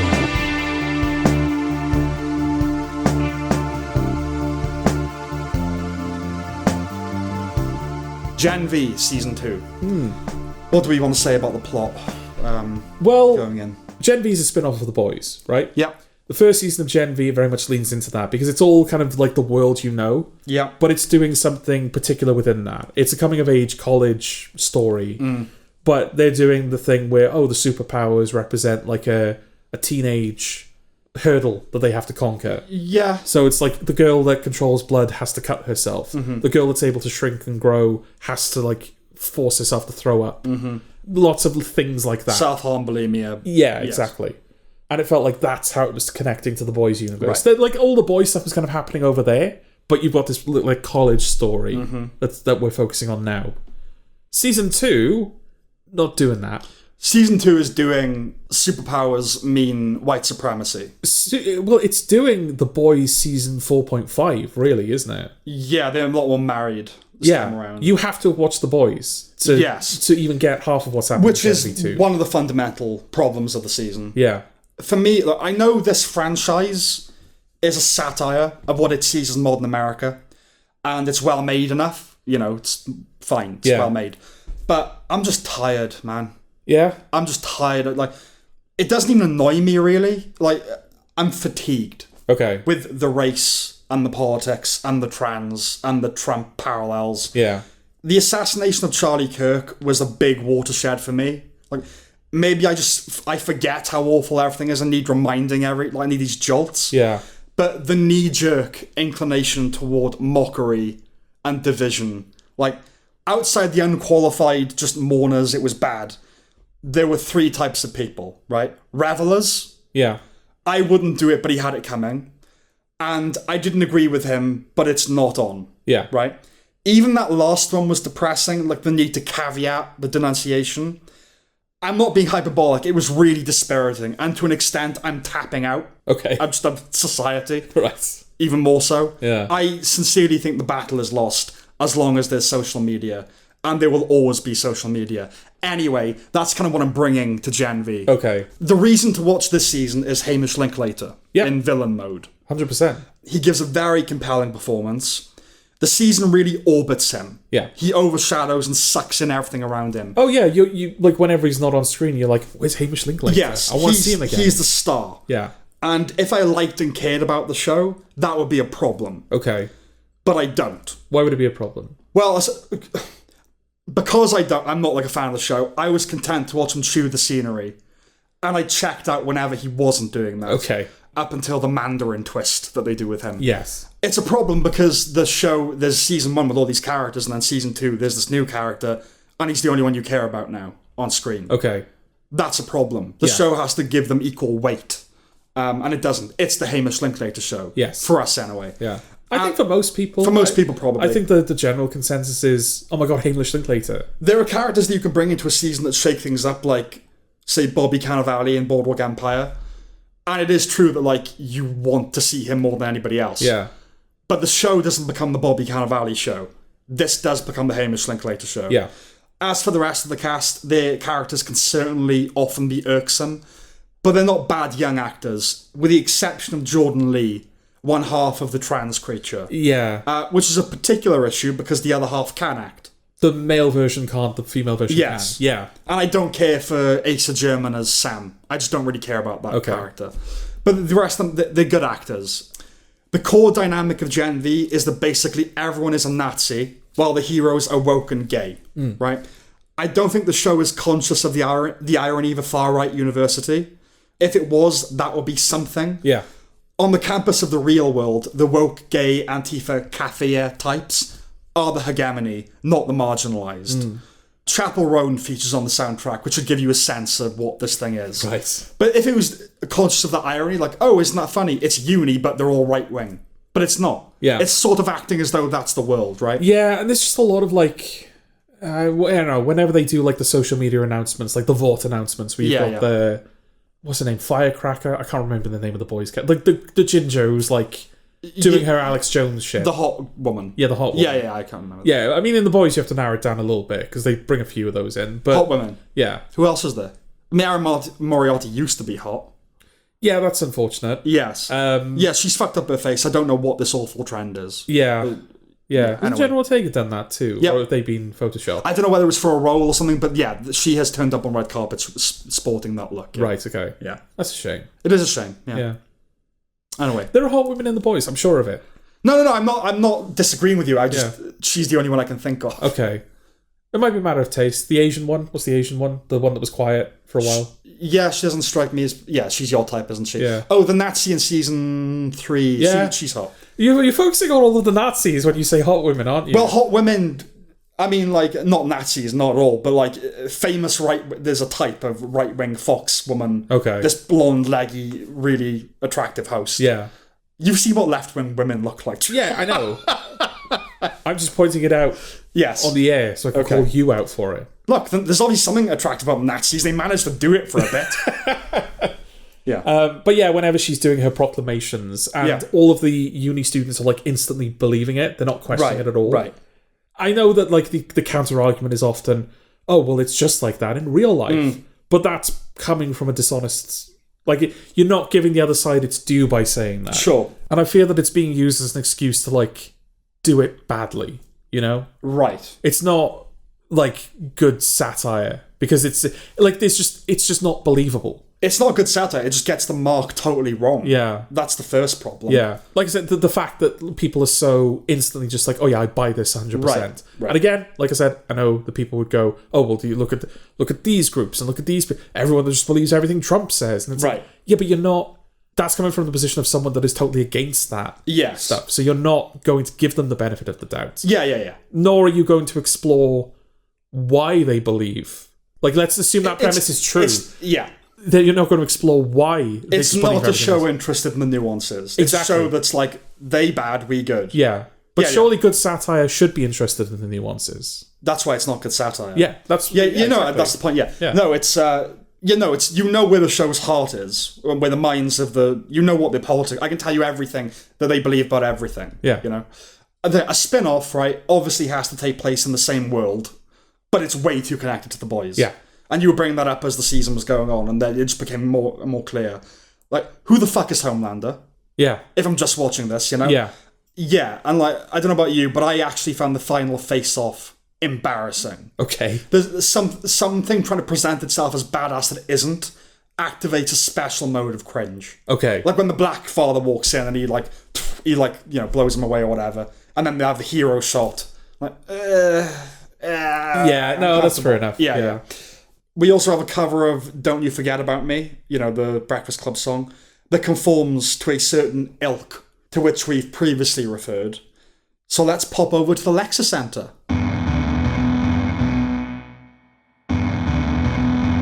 It's time. Sam. Lexicentre. Definition.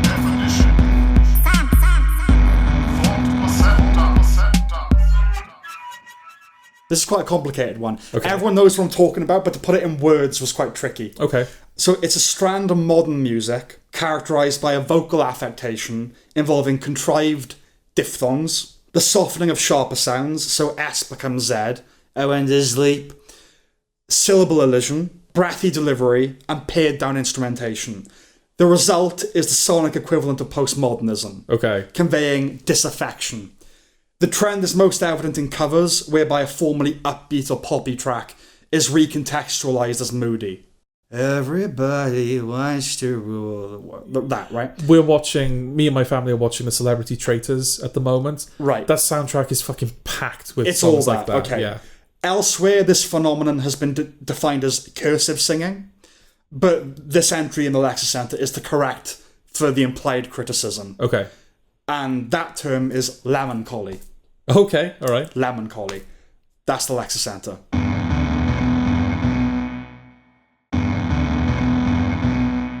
And that's kind of all I have to say about Gen V. Yeah. Anything else that you have to say? I think they're criticisms that I had of the boys anyway, which Right. is sort of another problem because you don't have all the trappings that you set up in the boys that you have to be faithful to. Right. You can try and make corrections. Yes. Because you're kind of off in a different part of that universe. Yeah. But yeah, like, characters are undefeatable until they're not. Sure. And I think Sage comes back, that black character, the smartest woman alive, comes back into it. Yeah. The way that they show that she's the smartest woman alive is when everything seems to go wrong, she'll then turn around and go, it was all part of the plan. Yeah, right, exactly. That's how you depict a smart character, apparently. Yes. Yeah. It reminds me of that, and I don't agree with the sketch's philosophy, but the Damon Lindelof sketch. Oh, yeah. Yeah. It's like, consider this, and he just like withdraws an apple or whatever. Yeah. I put it there. Or did I? Oh, did I? Yeah. Oh, fucking hell, Damon Lindelof. What's the point of this? Exactly. Yeah. You know. Yes. But there can only be one Homelander. You can't do the infinite power thing. There can only be one. Oh no! right? Well, apparently there's two. There's a black woman who's as powerful as Homelander, but she's a good one. Yeah. She doesn't want course, bad she's a things black to woman. happen. Yeah, I mean, it kind of makes sense. Someone that can control blood would be like scarily powerful, right? Sure. Everything has blood. Every living thing. Every living thing has blood. Most living things have Most blood. living things have blood. All people have blood. Yeah. Yes. But most animals have blood, right? Yeah, no, I just didn't want to like that one. I know for sure. Okay. All people have blood. All people have blood. Yeah. And so it's a problem to all people. Yes. I get that. But yeah, it does kind of... I don't know. This seems to be what they're building up to, right? Is it's going to be her versus Homelander, and that's... Yeah, a rebellion, you know, the Yeah. Rebel Alliance. That, at the end of this season, that's basically they're recruited into the Rebel Alliance. But that, for me, that takes away what was interesting about The Boys, is it's just a group of guys, normal, Yes. non-superhero guys, trying to kill Superman. Right. Absolutely. And now they just have another Superman, but this Yeah. one's good. Yeah. So why... I mean, I will watch it because I've invested so much in it at this point, but why would I continue to watch it? Right. No, yeah, exactly. Yeah. Yeah. It's just another superhero thing. Yeah.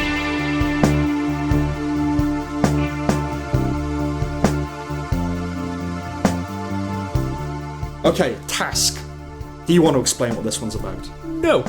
I did them all today. Well, Task is...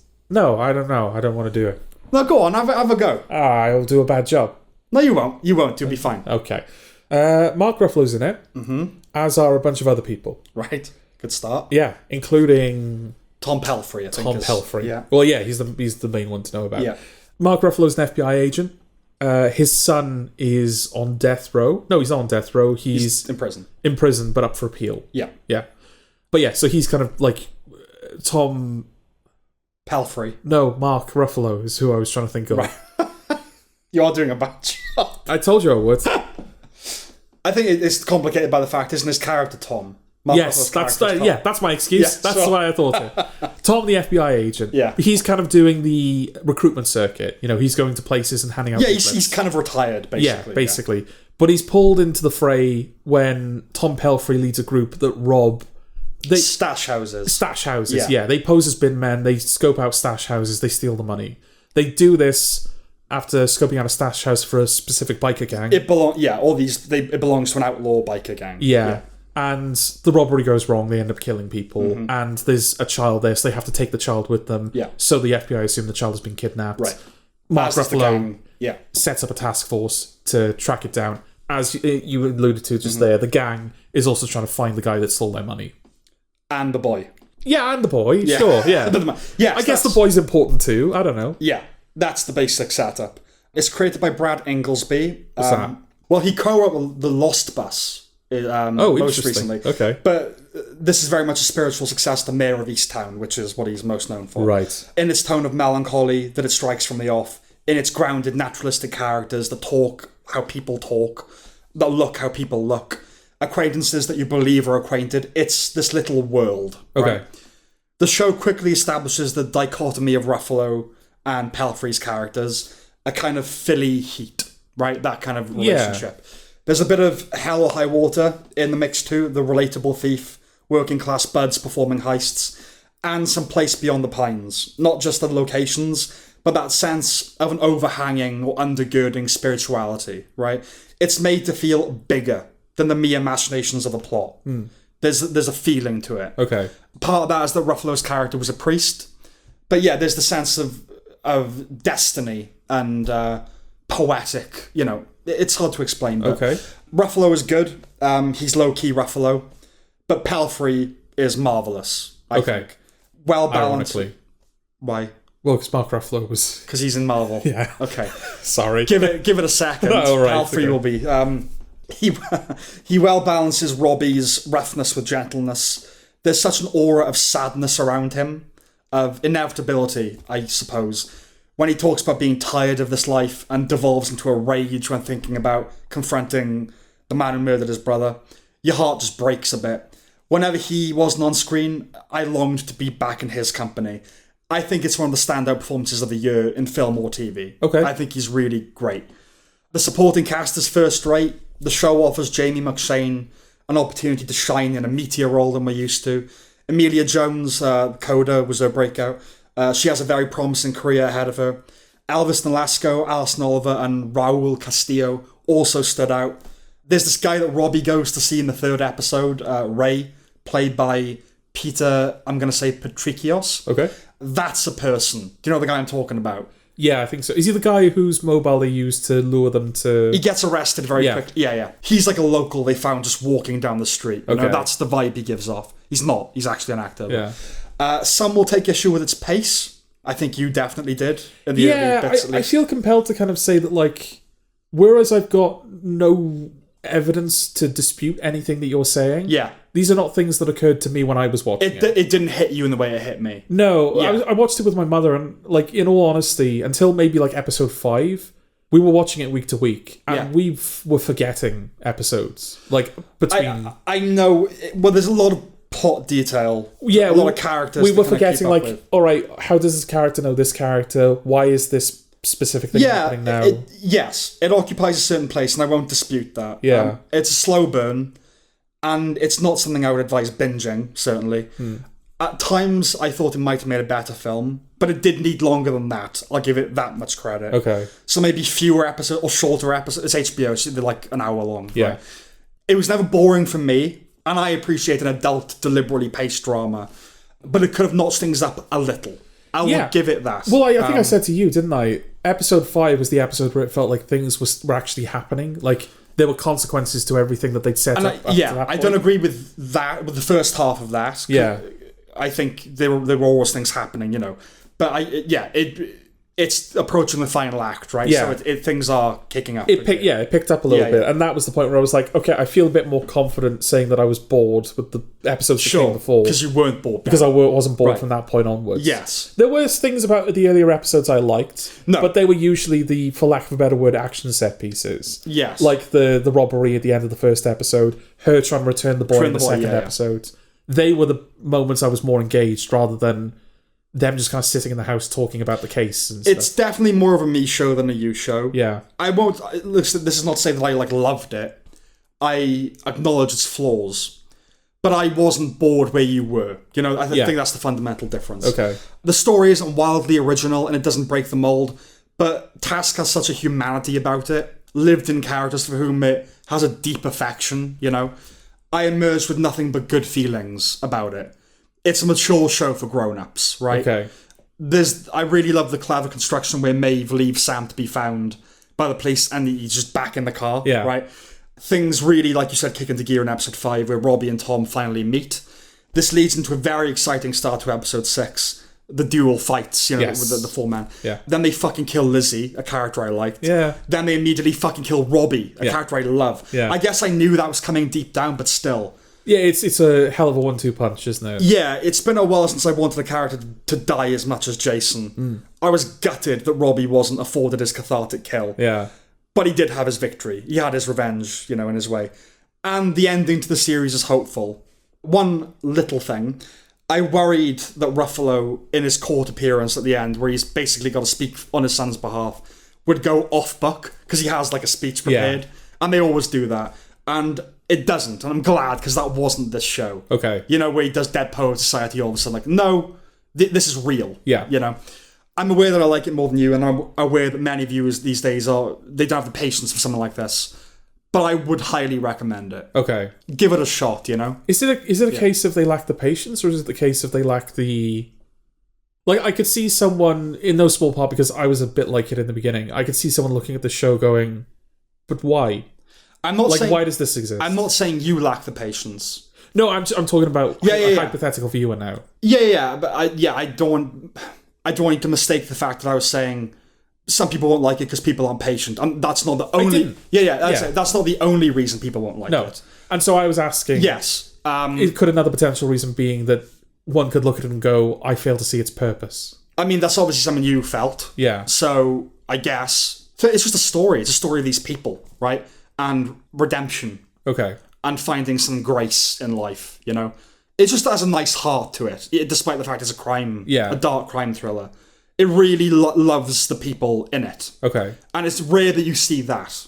Like, Robbie is a guy to me, Okay. A guy that I really felt bad for. Yeah. And wanted the best for. So, yeah, I have to recommend it on that level. But I don't dispute a lot of what detractors would say about it. Okay.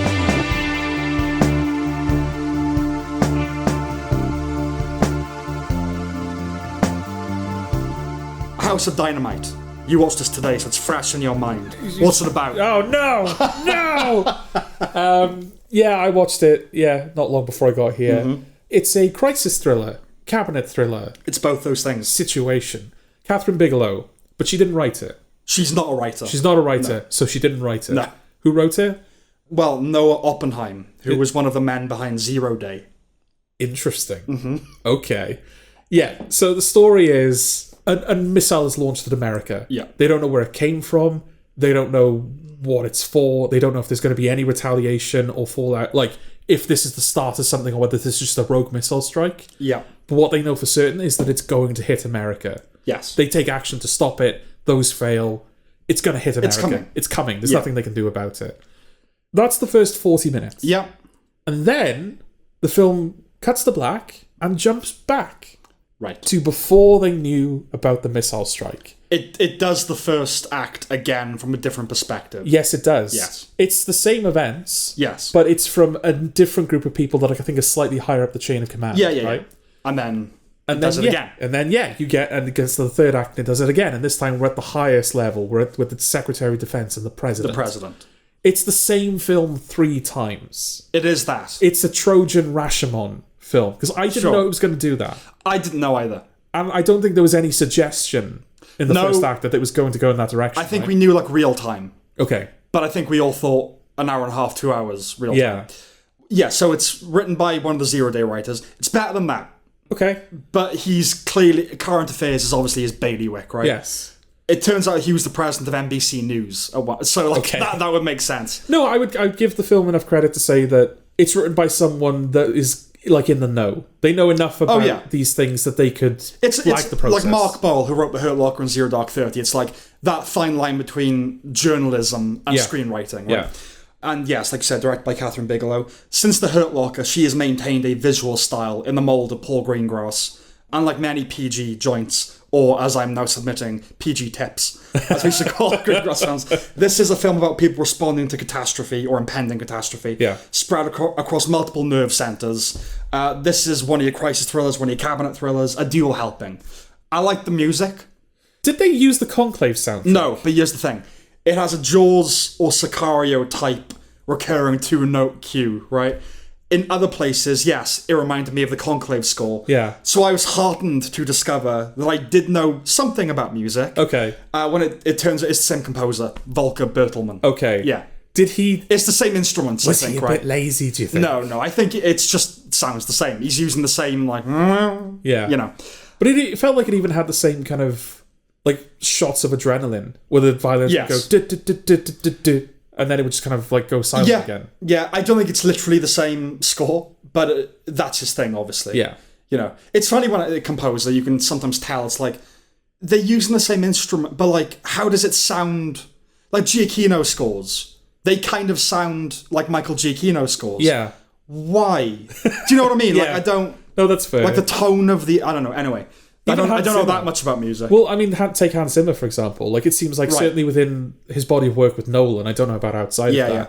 But, like, hasn't he gone on record saying that, like, the theory was that every different film had its own lead instruments? Right.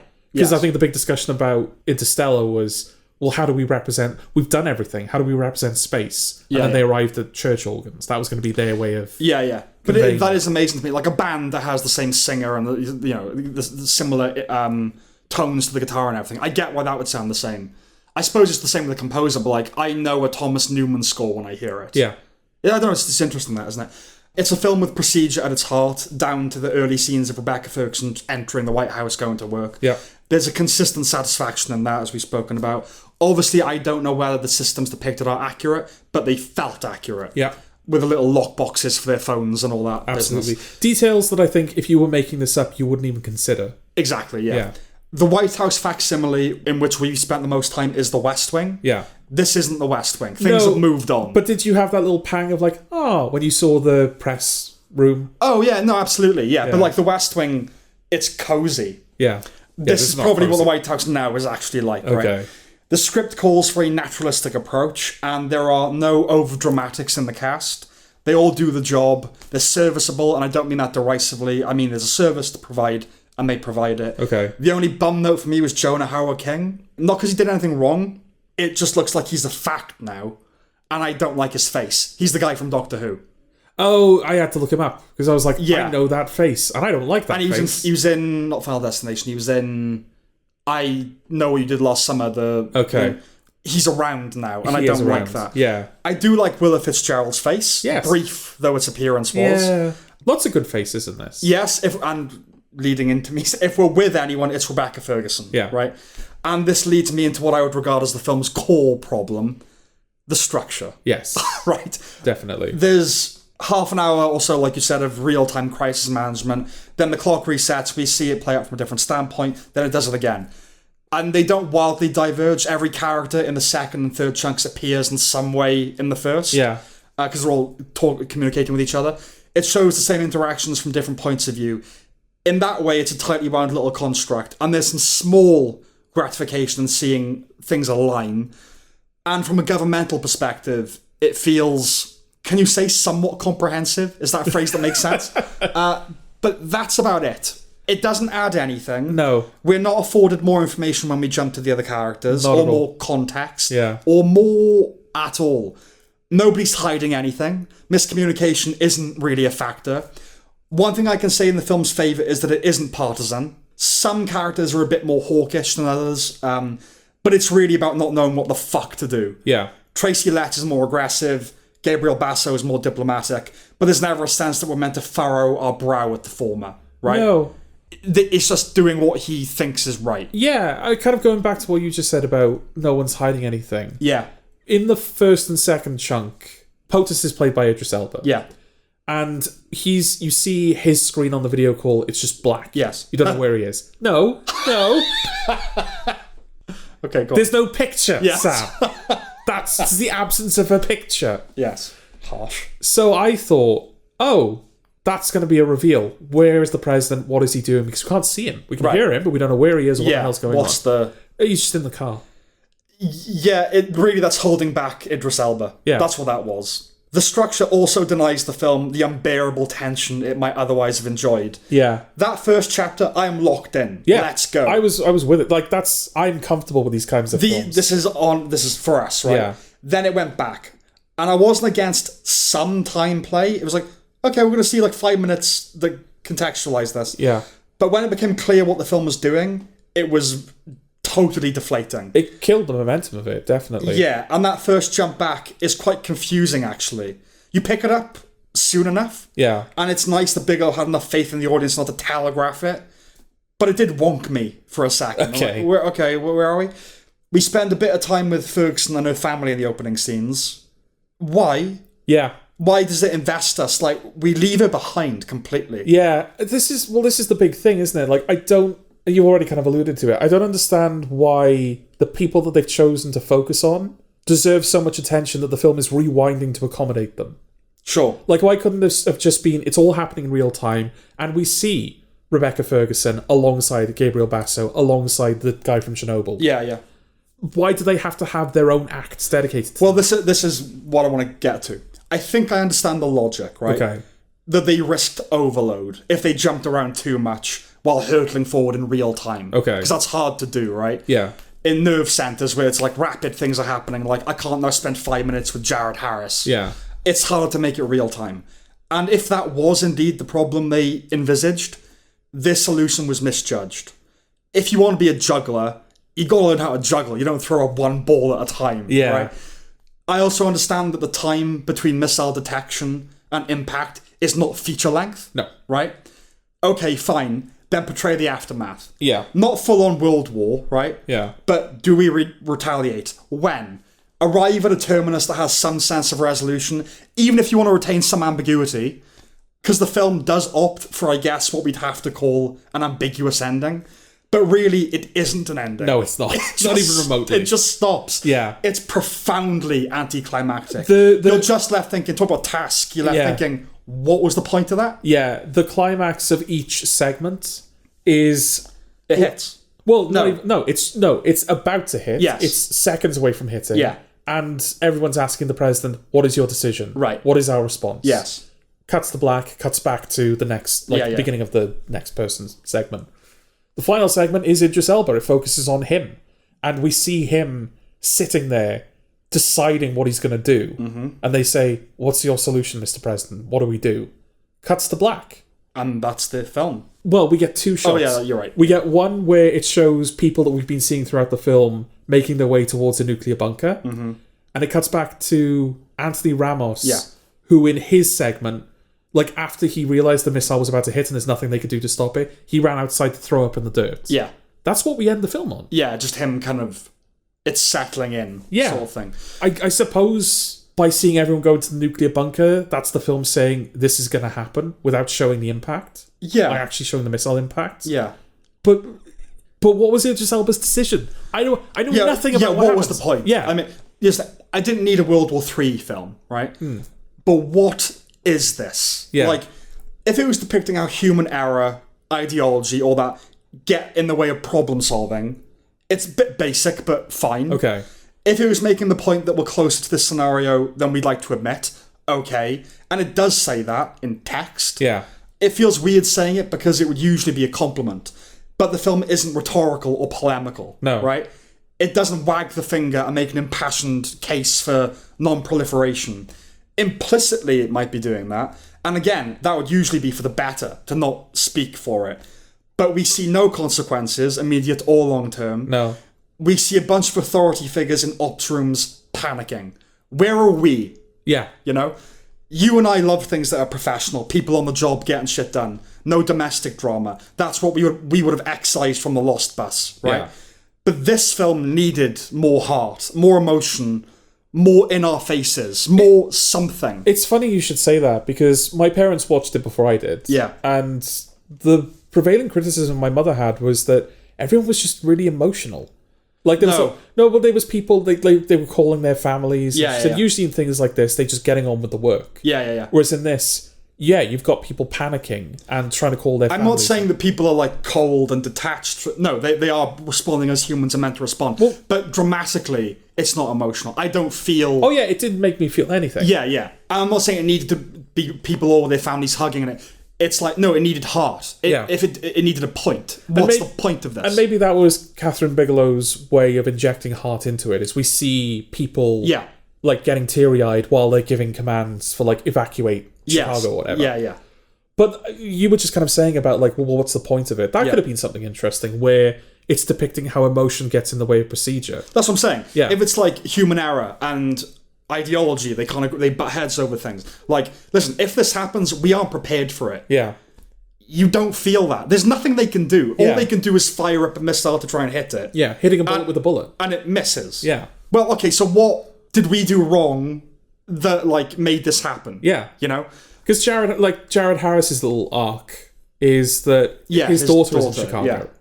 So while he's receiving all of this information, he's trying to call her on the side to make sure that she gets out of the harm's way. Yeah. Have that be the problem. Like, the Secretary of Defense... It is the Secretary of Defense, right? I think that's what he is, yeah. Yeah. He just goes AWOL because he wants to save his daughter. So the chain of command breaks down. Yeah. Or that woman that's at Gettysburg. The Gettysburg reenactment. Because that was a weird, like, why that? Well, she's the North Korean expert, and at the time they suspect North Korea are behind it. So they call it... No, not that character. Why a reenactment of Gettysburg? It's like... Yeah, that's weird. That feels like it was happening and they were around. It's like, oh yeah, that's good. That's cinematically interesting. What's the rather intermediate term? Shoot the rodeo. That's it. Yeah. Yeah. But yeah, there's a point where she goes, look, it's my day off, just you sort it out. And they go, no, this is an actual crisis. Yeah. But that could have been something. They call up the North Korea expert. She's like, fuck, I'm on holiday. Yeah. And because she just can't hear people over the being gunfire. people. Yeah. Yeah. We hear those stories all the time. Just like, oh, we would have had nuclear war, but one guy was like, nah. Yeah. Yeah, it can come down to one person. The guy in the beginning that's eating in the missile control room, and then Anthony Ramos comes in and takes the crisps off him. He's like, there's no eating in here. Yeah. Maybe there's a... It's stupid because, like... I don't want anything on the level of, like, the Mars bar wrapper in... like, Snickers wrapper flies into the fuselage. Yeah. Yeah, in Jurassic World. But something like that, where, like, people got complacent. Yes, exactly. And I guess that stuff is kind of in there a bit, like with that guy. He's like, this is a serious fucking job, what are you doing? But it's not like the president's not a dope. He's not negligent. Everyone's doing the best you could feasibly do in the scenario. And they fail. And again, is that the point? I don't know. It's like, there's nothing... 2012 is a far worse film than this. Yeah. But in terms of, like, a point, it's actually a lot more. It's more comprehensive. It's like, yeah, everyone panics. Some people do that. They move their family. Some people sacrifice themselves. But hey, in the end, when all's said and done, we're going to come together and... That's something. Yeah. This doesn't have anything like that. Yeah. There's no upshot. Yeah, because at the end, in the end, we don't even know what the consequences of the missile strike was. No, we don't. We just know it's going to hit. Yeah. Foolishly or otherwise, we don't live under the same Terrorbrella when it comes to nuclear annihilation as our parents and our grandparents did in the 80s, when Threads and The Day After came out. While A House of Dynamite is a clarion call of sorts, it only has a fraction of their power. This did not instill within me the dread it wanted to. Maybe I'm naive about the probabilities, right? And maybe watching people being pulverized would be considered gauche. It gets the message across, though, doesn't it? You know, Threads and The Day After. Oh, yeah. It gets the point across. We still can't show Threads on TV, right? Right. Yeah. Whatever the case, hopefully this isn't the equivalent of Soderbergh's Contagion, right, where it was oddly predictive. Yeah. There was a subtle note of optimism in there for me. Not in the film, but I talk all the time about the dilution of the movie business. A-lister actors from the noughties now reduced to making cheap dross, under-the-radar dross for streaming services. But while this is a Netflix production, it did not conform to that trend. On a production level, it's not a step down for Catherine Bigelow. No. It looks like The Hurt Locker and Zero Dark 30, you know? Is that because that's the level of filmmaking she was at anyway? In terms of, like... Yeah, but that's what I'm saying. A lot of those directors, they're not doing those things anymore, right? I was predisposed to liking this. You were as well, I think. On paper, very attractive. And it has some things, not to recommend it, but in its favour. It's competent on every technical level, basically, and its heart is in the right place. But unfortunately, there is a fundamental flaw in its nucleus. And given that I think most viewers will be incredibly disappointed by the ending, I can't recommend it. Nor can I. Yeah. And it's a real shame, because when this started... things going for it. Because I knew going in that my parents didn't like it, and I knew that it had its critical response was worse than I was expecting. It was like 80%. Yeah. Which was, like, still good, I suppose. It's good. That's good. That's like, oh, okay, worth watching. But yeah, not like the 90s that she's had. Yeah. And then that first act, I was like, I might come out of this thinking that I might be the only person who likes this. Yeah. And then the film revealed itself to me. I was like, oh, okay. It's one of those films that it's very easy to think it's a good film because all the various constituent elements are good. Yeah. But it's actually not a good film. No. And it feels weird to say that because it's very well directed and acted, but it's so flawed that the structure of it is so flawed. Yeah. It's not even a case of like The Last of Us, where season 2 is brilliant in every respect, except it's terrible lead and it's awful writing. Yeah. Doesn't even have that. Like, it's obviously a problem with the script, the structure, and the lack of an ending, but I wouldn't even say that it's like a terribly written film. It's not badly written, no, it is in that way, that like, dialogue is believable and zips along and it's all, but there's no purpose. Yeah, there's this like black hole, but not in the way that like a Zack Snyder film has a black hole at the heart. Yeah, it's just an emptiness. Like that did not nourish me. No, you know. Yeah. So yeah, I can't recommend it. It is a bad film, unfortunately. It is.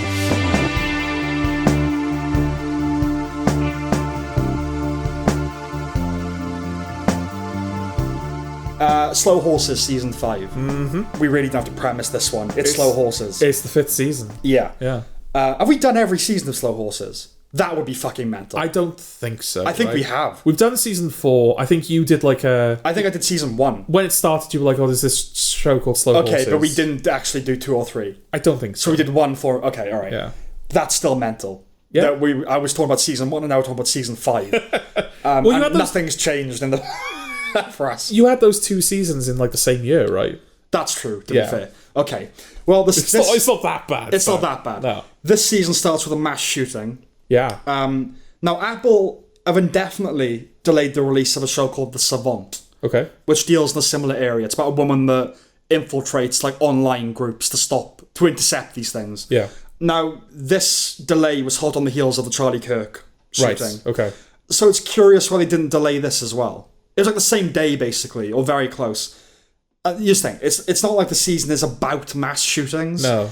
But this is the Ricky Gervais joke about ISIS having a streaming service.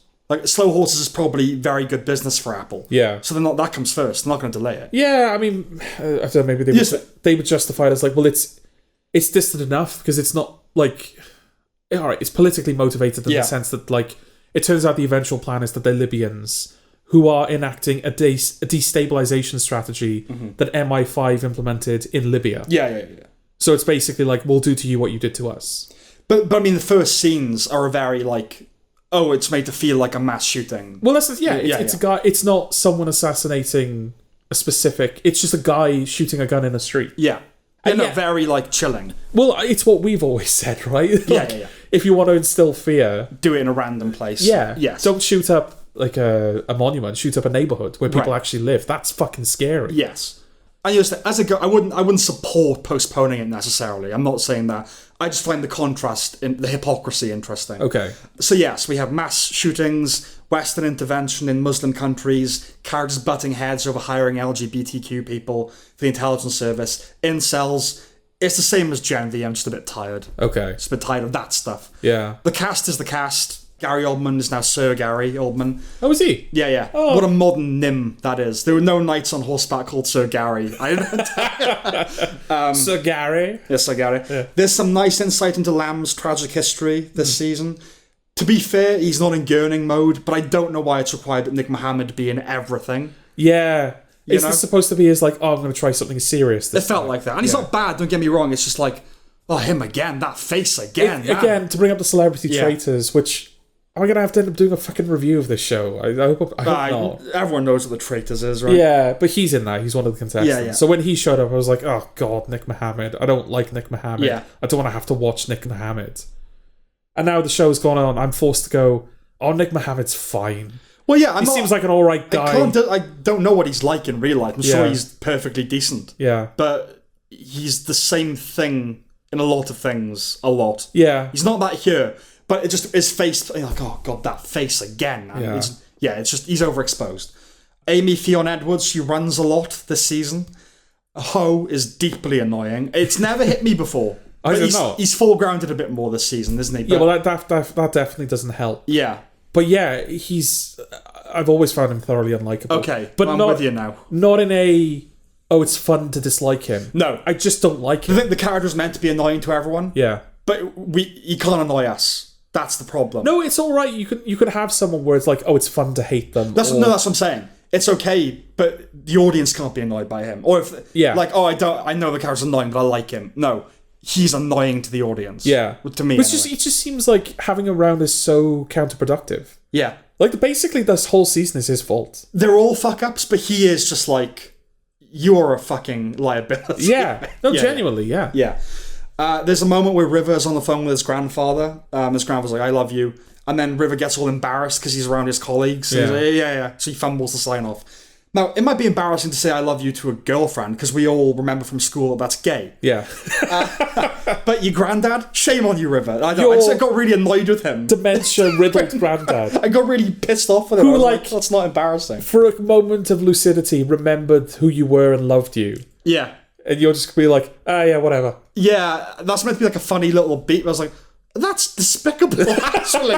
Anyway. River has a bad season in general. I think. He does. Not necessarily the act, like the performance. Is fine. Just the character. Yeah, the character is like, considering that. At the end of which he goes, "Oh, we know I'm better than all this. I should be promoted." Well, it's weird because season 4 felt like it was his season, right? It was like his roots and his father and all that. Really building up that character into like, this guy is like, he is a good agent. He is someone that like we should be glad that he's still around in some capacity. Yes. In this one, he's just a fool. Yeah. Like, him and, what's his name, Ko? Is that the guy in the hoodie? Yeah. They, like, accidentally assassinate the guy that they were supposed to protect. Yes. And it's all played as comedic. And it's kind of funny in that Slow Horses way. Yeah. But it did come off the back of like, Gary Oldman saying to one of the MI5 people, like, I know that my guys are fuck-ups, but they're my guys. Right. And I remember thinking, that's a bit harsh, Gary Oldman. Like, I know that they had to fuck up to get here, but they're generally all right. And then, they kill the wrong guy. And I'm like, okay, were you setting that up, or? Yeah, but also, like, that statement, that's not endearing. No. It's like, oh, I know they're fuck-ups, but they're mine. When they, like, kill a guy on accident, that's not like, oh, they're fuck-ups, but they're my... No, that's beyond the pale, yeah. I think the season's just a bit of a mess, really. Certainly less focused than before. It's not bad at all. But it's roughly on par with, I would say, the first season. Okay. Which is to say, ultimately forgettable. In the pantheon of Slow Horses when it's over, we're not going to be talking about season 5. Yeah, I think the fact that River's father's coming back next season. Yes. We get that little next time, don't we? And it feels like this one was... Not that they were aware that it was a step down. Yeah. But it feels like everything that they built up in season 4... They're now bringing that back in series 6. I don't know how rigidly it follows because it's based on a series of novels. I don't know whether like each season's a novel. I don't know if it works like that. But this just feels like another book. Yeah. Like when I was younger, I was reading like these spy things. Like some of the books, like, that was another story. Didn't have any import really. I think a good way of showing it is that when we reviewed season 4, both of us were kind of saying, "Oh, has Slow Horses always been this good? Were we sleeping on this? Yeah. And now series 5 has happened. I think we're both going, no. No, we weren't. It stepped up. Yeah. And now it's kind of returned to sort of where it was. Yeah. I will say the third episode where they had to use their wits to escape Slough House with a very good Lamb monologue to boot. And the finale were rather good. Yeah. This is not a bad season of television. No, not at all. It certainly has its peaks, but it's not consistently as good as season 4. But yes, the political candidate, who's Nigel Farage, basically an analogue. Yeah. He's accidentally killed. And yes, there's always been comedy mixed in with the suspense, but his death is treated with a comical indifference because he's a right-winger. Yeah. So that was just a bit of like a little annoying, like, I know we don't like I don't know. The end of the season suggests that they're going to mix things up, right? River returning to HQ. Yeah. The dissolution of the Slow Horses. And then undoes that instantly. Yeah. Just that, like, on the one hand, it's in Lamb's character to always be 2 steps ahead and get whatever he wants, right? So maintaining that status quo has a satisfying logic on a level. On the other hand, mix it up. Yeah. Also, wouldn't it have been interesting if Lamb was 2 steps ahead of them the whole season, except in this moment? Right. Like, this caught him. Because Claude is such a wild card in general. I don't like Claude. He's just one layer too many, I think, to the show.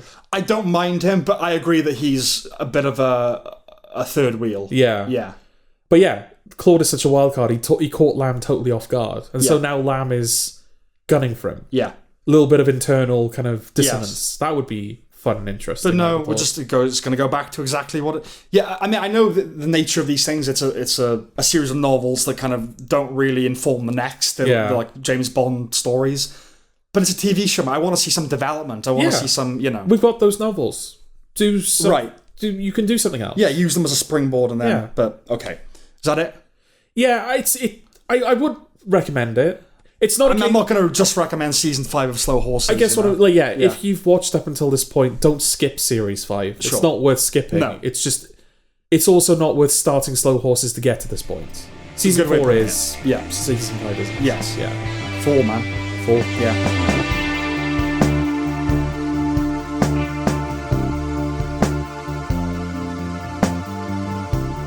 One battle after another. Mm-hmm.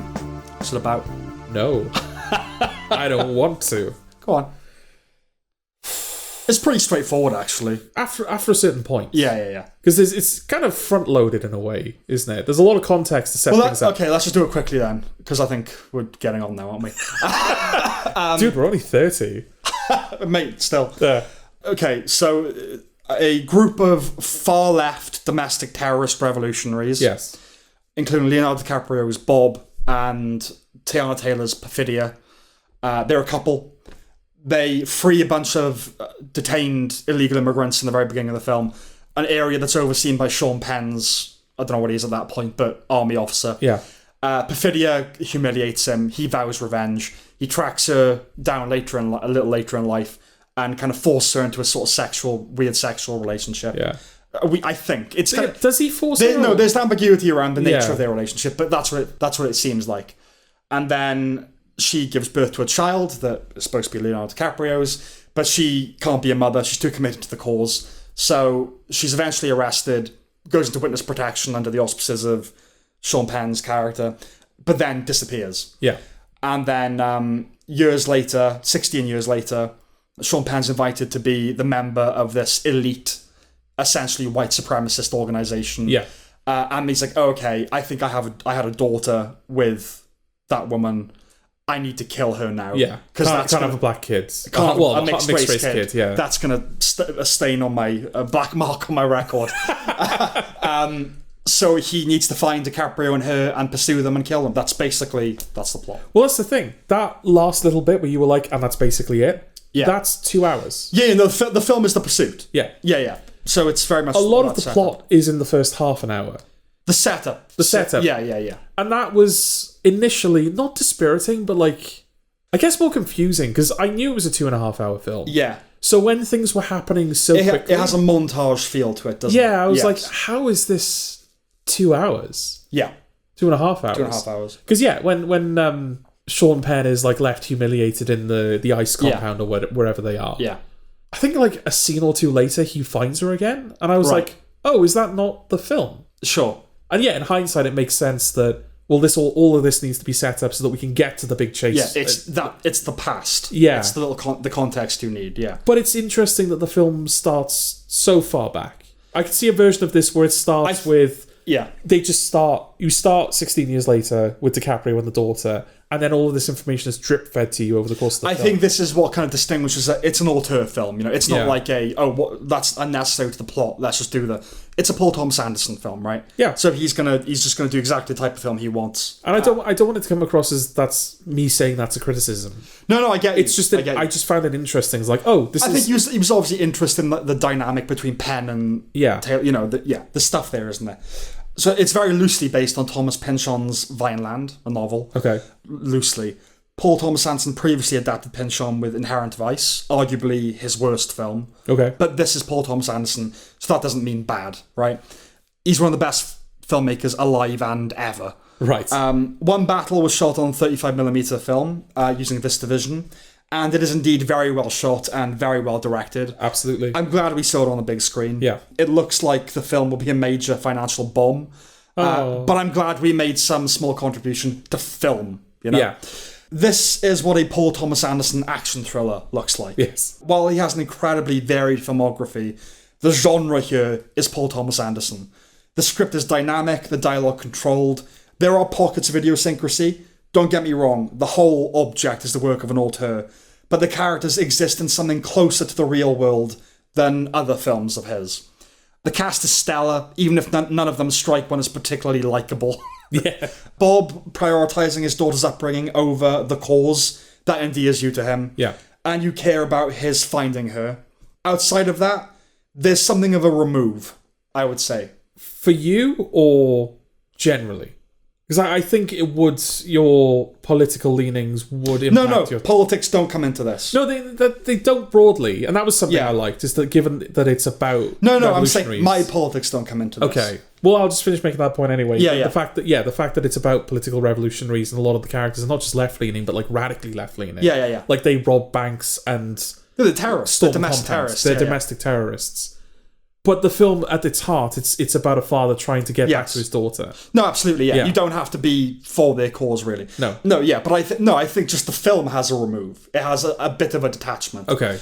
DiCaprio maintains an effortless frenzy throughout. It's true that he's selective about the roles he takes, and pretty much everyone he does lands him an Oscar nomination, such that a DiCaprio film is an event, right? Yeah. But for me, he settled into a comfortable prestige on screen. You don't notice him a lot in this, to his credit, you know? I mean, I noticed him in the sense that it was, like, stressful, you know? Oh, yeah. And when he's screaming, but, like, I just thought, he's not... I don't feel the weight of his acting in this. Yeah. Teyana Taylor's perfidia is an unappealing human. There's room for that to be in the character, so it's debatable whether you call that a criticism or not. While she's meant to emerge as a broadly sympathetic and even inspirational figure, I don't think her detractors can be dismissed. Okay. Right? Benicio del Toro is compelling as the constitutionally unworried sensei. Yeah. And as cinematic debuts go, it's hard to think of many more auspicious than Chase Infinities here. It's a very good start, isn't it? Yeah, absolutely. The standout, as has been claimed everywhere, is Sean Penn as pruned scrotum Stephen Lockjaw. It is worrying, see, like, how popped out his veins are. And how ballsacky he is. Yeah. I did worry for him sometimes in the film. And Lockjaw, ironic considering how unhinged that guy is. He strikes a great balance between martial composure and mania. Yeah. Like his micro-expressions betraying the madness within, the little moves of the twitches. No, it's very good in the sense that, like, if you've never seen Sean Penn before, you'd have thought, oh, I guess that guy is... That's who that guy is, yeah. The all-encompassing adjective for that man would be humorless. Yes. Right? She asks him, like, why is your shirt so tight? I'm not gay, if that's what you mean. Yeah. It's like, I am not a homosexual. Yeah. That's what he springs to. Yeah, there is plenty of comedy, not just in spite of the subject matter, but even within its darker dimensions. Two of my favourite scenes involve the Christmas Adventurers Club, who are the supremacists. Yeah. Both of which tap into the undercurrent of absurdity. Nobody else in the cinema laughed, either because it's played so straight-faced that it didn't register, or that to laugh would be to somehow penetrate the condemnation of these people, But here's a selection of moments. When Lockjaw is asked whether he's ever been pursued by debt collectors, he says, I bought a jet ski, it was defective, I abstained from paying, I would do it again, I have no regrets. It's so seriously, They say in unison, all hail Saint Nick. When it's revealed that Lockjaw's fathered a mixed-race daughter, which, not a twist by our lights, but there was a gasp behind us when that was revealed. Yeah, I guess because the film... Yeah, I don't think the film was hiding it. No. Because... But it doesn't say it either. No. Well, that's the thing. She engages with Sean Penn sexually. Yes. And then it basically cuts to her pregnant, firing a machine gun, right? Yeah. So, I mean, I put two and two together. But maybe because the film spends so long insisting DiCaprio is the father, it can, like... And I guess their sexual liaison, the one we see, would not be conducive to childbearing. Oh, yeah, there's some freaky shit going on before he presumably... Yes. Yeah. But anyway, when it's revealed to the guy they want to hunt down, Sean Penn, that he's fathered a mixed-race daughter, and moreover, that, quote, it's black, the guy... There's a pregnant pause, and then you just hear...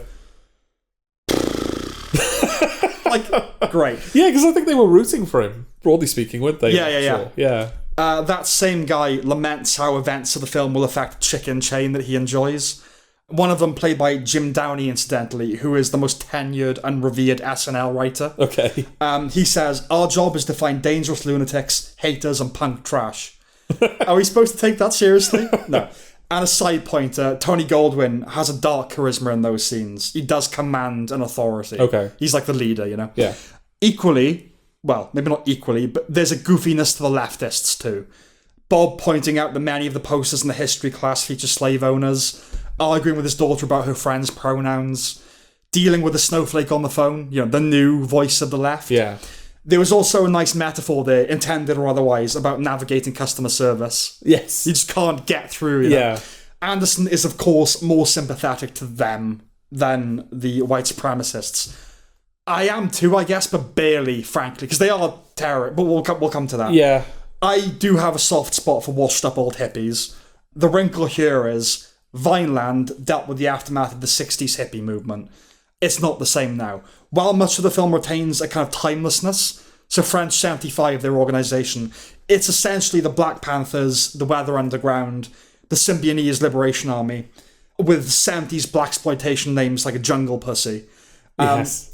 While it has that, it is placed in the now by the non-binary stuff and all that, right? Yeah. So it's in a weird time, the film. So it's hard to know what era and what circle of leftist aggression the characters inhabit, besides freeing illegal immigrants and vague calls for revolution, Then again, much of the far left has been cosplaying as their 60s forebears since the 60s, and they'll continue to do so. We're still selling Che Guevara t-shirts, Yes, yeah. So that's fine. Anyhow, there's no one in the film whose politics I support, but it didn't matter. Okay. For the most part, the lefty terrorists are depicted matter-of-factly, with no implied criticism or celebration. They're just doing what they do. Besides, for instance, when Perfidia kills someone, you're meant to think a line has been crossed. Yeah, because right? she kill a black security guard. Yeah, I don't think black really matters. I was going to ask, do you think that was intentional? That it was maybe because that way it probably wasn't deliberate. Oh no, it was deliberate. It was deliberate. It was more like to her, I killed a black guy. That would mean to us, it's just the fact she's killed someone, right? But the film thinks it's too far. That's the vibe it gives you. Jungle Pussy's monologue gets cut dead. By the fact that she's shot this guy down. Yeah. So, by the by, one lens through which one could view the film, I wouldn't necessarily endorse it, is the far-reaching consequences of sexual assault. Or sexual humiliation anyway. The whole thing is Perfidia's fault. If she hadn't done what she had done to Sean Penn in the first scene, nothing would have happened. Okay. Because when they first meet, she basically makes him get hard. Yeah. Just to humiliate him. Yeah. And that's what instills within him this weird sexual connection to her. There's no film without her doing that. Yeah. So it is her fault. By the end, the film definitely nails its colours to the mast. Debates can be had over what or whether it advocates for anything, but it doesn't advocate violence. No. Right? And I understand that things are rather tense right now in the aftermath of Charlie Kirk, which weirdly has come up a lot this episode, and the ICE shooting as well. But conservatives need to cool it. Okay. On this, because a lot have complained about this film advocates her. Not the least of the why is because this was obviously made way before both of those crimes. Yes. Right? Yeah. The score by Johnny Greenwood has a symphonic character. It's close to constant. Yeah, Requiem for a Dream popped into my head a couple of times. Yeah. Because of how, like I said, not just the fact that music is constant, but it's so connected to the rhythms. The rhythm and the energy of the film. Yeah. That, like, piano motif that plays during, like, the riots and when Benicio del Toro is trying to usher away all of the people that they're hiding in his house and everything, while DiCaprio is furiously trying to call the guy on the phone. Yeah. That single piece is like 40 minutes long. It must be. Right. Yeah. Because it's constant piano. It keeps you in its breathless hold while never announcing itself. No. It's not one of those scores where you hum it, It's like, oh yeah, God, the music is... My heart is beating quicker as the music, Johnny Greenwood really is just one of the best composers in cinema. The scene between Lockjaw and Charlene was a standout. The chilling upon discovering his paternity. Yeah. And his screaming, "You fucking mutt!" Like it finally, not the charade. What word am I looking for, Jord? What are you trying to... the mask slipping, the masquerade, maybe. I don't know. And a little moment of levity that you alluded to where she asks why he's gay. Yeah. Ultimately, I think the quality of the film has been oversold, I have to say. Okay. When it came out, I remember reading all the critics saying that in my 30-year career, this is the best film I've seen. Right. That everyone's entitled to an opinion, but that strikes me as a bit silly. Do you think part of it is... I know you said that your politics weren't factoring into your review, Do you think other people's are factoring into I don't this? think so, because you've said, like, it's really not the point. Like, the politics are not the point of this film at all. No, it's not the point, but I have seen some scathingly negative reviews of this film. Yeah. And a lot of them, not all of them, I don't want to, like, generalise. Yeah. A lot of them seem to be from left-leaning people who think that this film didn't go far enough. Oh, really? Yeah. I haven't heard that. No, a lot of people saying that, like, we have to listen to this white guy. Okay, that's mental illness. Yeah, I don't. That's listen to this white guy depicting the fact that the white supremacists are depicted as kind of goofballs. Yes, like some people have taken that to be like, that's just like dangerous. Okay, I'm not. I don't just mean mainstream audiences. That's not even mainstream criticism. I don't even left-wing critics. I'm not going to say nonsense like that. Okay, this is 90. Critics love this film. Right? Yeah, that's weirdos. Okay, saying that stuff. I think if you're not of the left, I can understand not liking it. If you are of the left, I don't think it would be a reason to like it. Do you know what I'm saying? Okay. If you're a conservative, like, this film, blah, blah, blah. But yeah, if you enjoy it, it's not because great, it has left messaging. It doesn't really. Yeah. I was led to believe that Penn's performance was one of cinema's finest. It isn't. It's good though. No, but this is the problem. And I was led to believe there was a chase scene destined to go down as an all-time great. There isn't. And I don't mean to damn either of those things by saying that, because they're both very, very good, but not masterpieces. It's not a masterpiece of a film. I'm open to changing my mind about that in the future. I almost certainly will rewatch it. And I'm not glad to say it. Like, many of Paul Thomas Anderson's films are among my most cherished of all time. It was just overhyped. That's all. Okay. It was overhyped. When the film ended with Tom Petty's American Girl, which is one of my favourite songs, I felt ambivalent about its use, right? Make of that what you will. There are some very, very, very good things about this film, and you should see it and decide for yourself. All I can say is that at the time or now, I wasn't convinced. But it is a film. Yeah. Going back to Scorsese, a picture, actually. Yeah. So I definitely recommend it, but it to me, it's not the hands-down best film of the year that I've been hearing. Okay. What about you? I don't think my opinions of the film are consistent over its runtime. Like I said, the beginning, I would have to go back and rewatch it. It's kind of a similar relationship I had to Anora last year, which ended up being my favourite film of the year, if not my favourite thing of the year. But that was a film where, you watch the first act and you sitting there thinking, well, what's all the fuss about? Sure. Then that second act kicks in, and I saw what all the fuss was about. Yes, absolutely. Whereas with this one, it's kind of similar. In like the first act, I was like, okay, I'm not really sure what I'm experiencing right now, so I haven't decided what I think. Yeah. And then, when DiCaprio starts freaking out, and the chase sequences start, I was like, all right, I'm into this now. Okay, so it's a Paul Thomas Anderson film. Its vagaries are going to be unique to it. Like, it's not one of those. Every film with this, each moment is like, right, I don't know where it's going to go next. And he's great at that. Like the master. I don't know what this is. Yeah. Moment to moment. Punch Drunk Love, Magnolia. That's what he does. Unpredictable. And that should be commended. Just didn't hit for me. Penn is magnificent. Yeah. And I think he's the favourite to win the Oscar, and maybe he probably should. Yeah. But I can't say I think it's the best film of the year. No. I still don't know. Really? I think for me the jury's out. I don't know. Oh, really? Yeah. That surprises me. That it's even a contender for you. Maybe not best film of the year, but like up there. You know? I don't know. It's top 10. Yeah, but I don't know where. Yeah. I honestly couldn't place it. So I guess as part of that, I have to consider the possibility it is the best film of the year. But also that... But that's crazy. Yeah, that doesn't feel right to me. Not if you're unsure. You might, not lukewarm, better than lukewarm, but you have not come across in this review as being effusive in your praise. So maybe this discussion has made that decision for me. Okay. Like I said, I still wouldn't be able to give it a definitive placement at the moment. Yeah. I'm going to have to revisit it, and I'm not... Yeah. I'm happy doing that. I want to place this. I wanted this to be the best film of the year. Yeah. I wanted to commend it very highly. And the pull of just the world telling me that it's a masterpiece and the best thing of the year is compelling. But, I have to feel what I feel, and I don't feel it's... Yeah. I think it's overrated, but not because it's bad. Not at all because it's bad. No, because there are things about it I genuinely really, really like. As a cinematic thing, it's it's perfect. It's the technical aspects of it are fantastic. Yeah, I mean, when Sean Penn gets shot with a shotgun and then doesn't fucking die, you don't question it. The way that they depict that and all of that. Yeah, I guess that's one final thing we can discuss. His demise. Yeah, I get. I think it's weird if you approach it from a look script-wise. This makes no sense, and that I'm not saying like. Well, I don't even know if it doesn't make sense. That's kind of why I wanted to. I don't know. I think if you were like a scriptwriter, you'd go, "What does this achieve?" Yeah. If you were a script editor, you'd like. But again, this is a Paul Thomas Anderson film. He's going to do whatever he feels like doing. Yeah. And that's what I want him to do. I enjoy that final bit. Yeah. In terms of like, oh, what's it add that the other thing doesn't?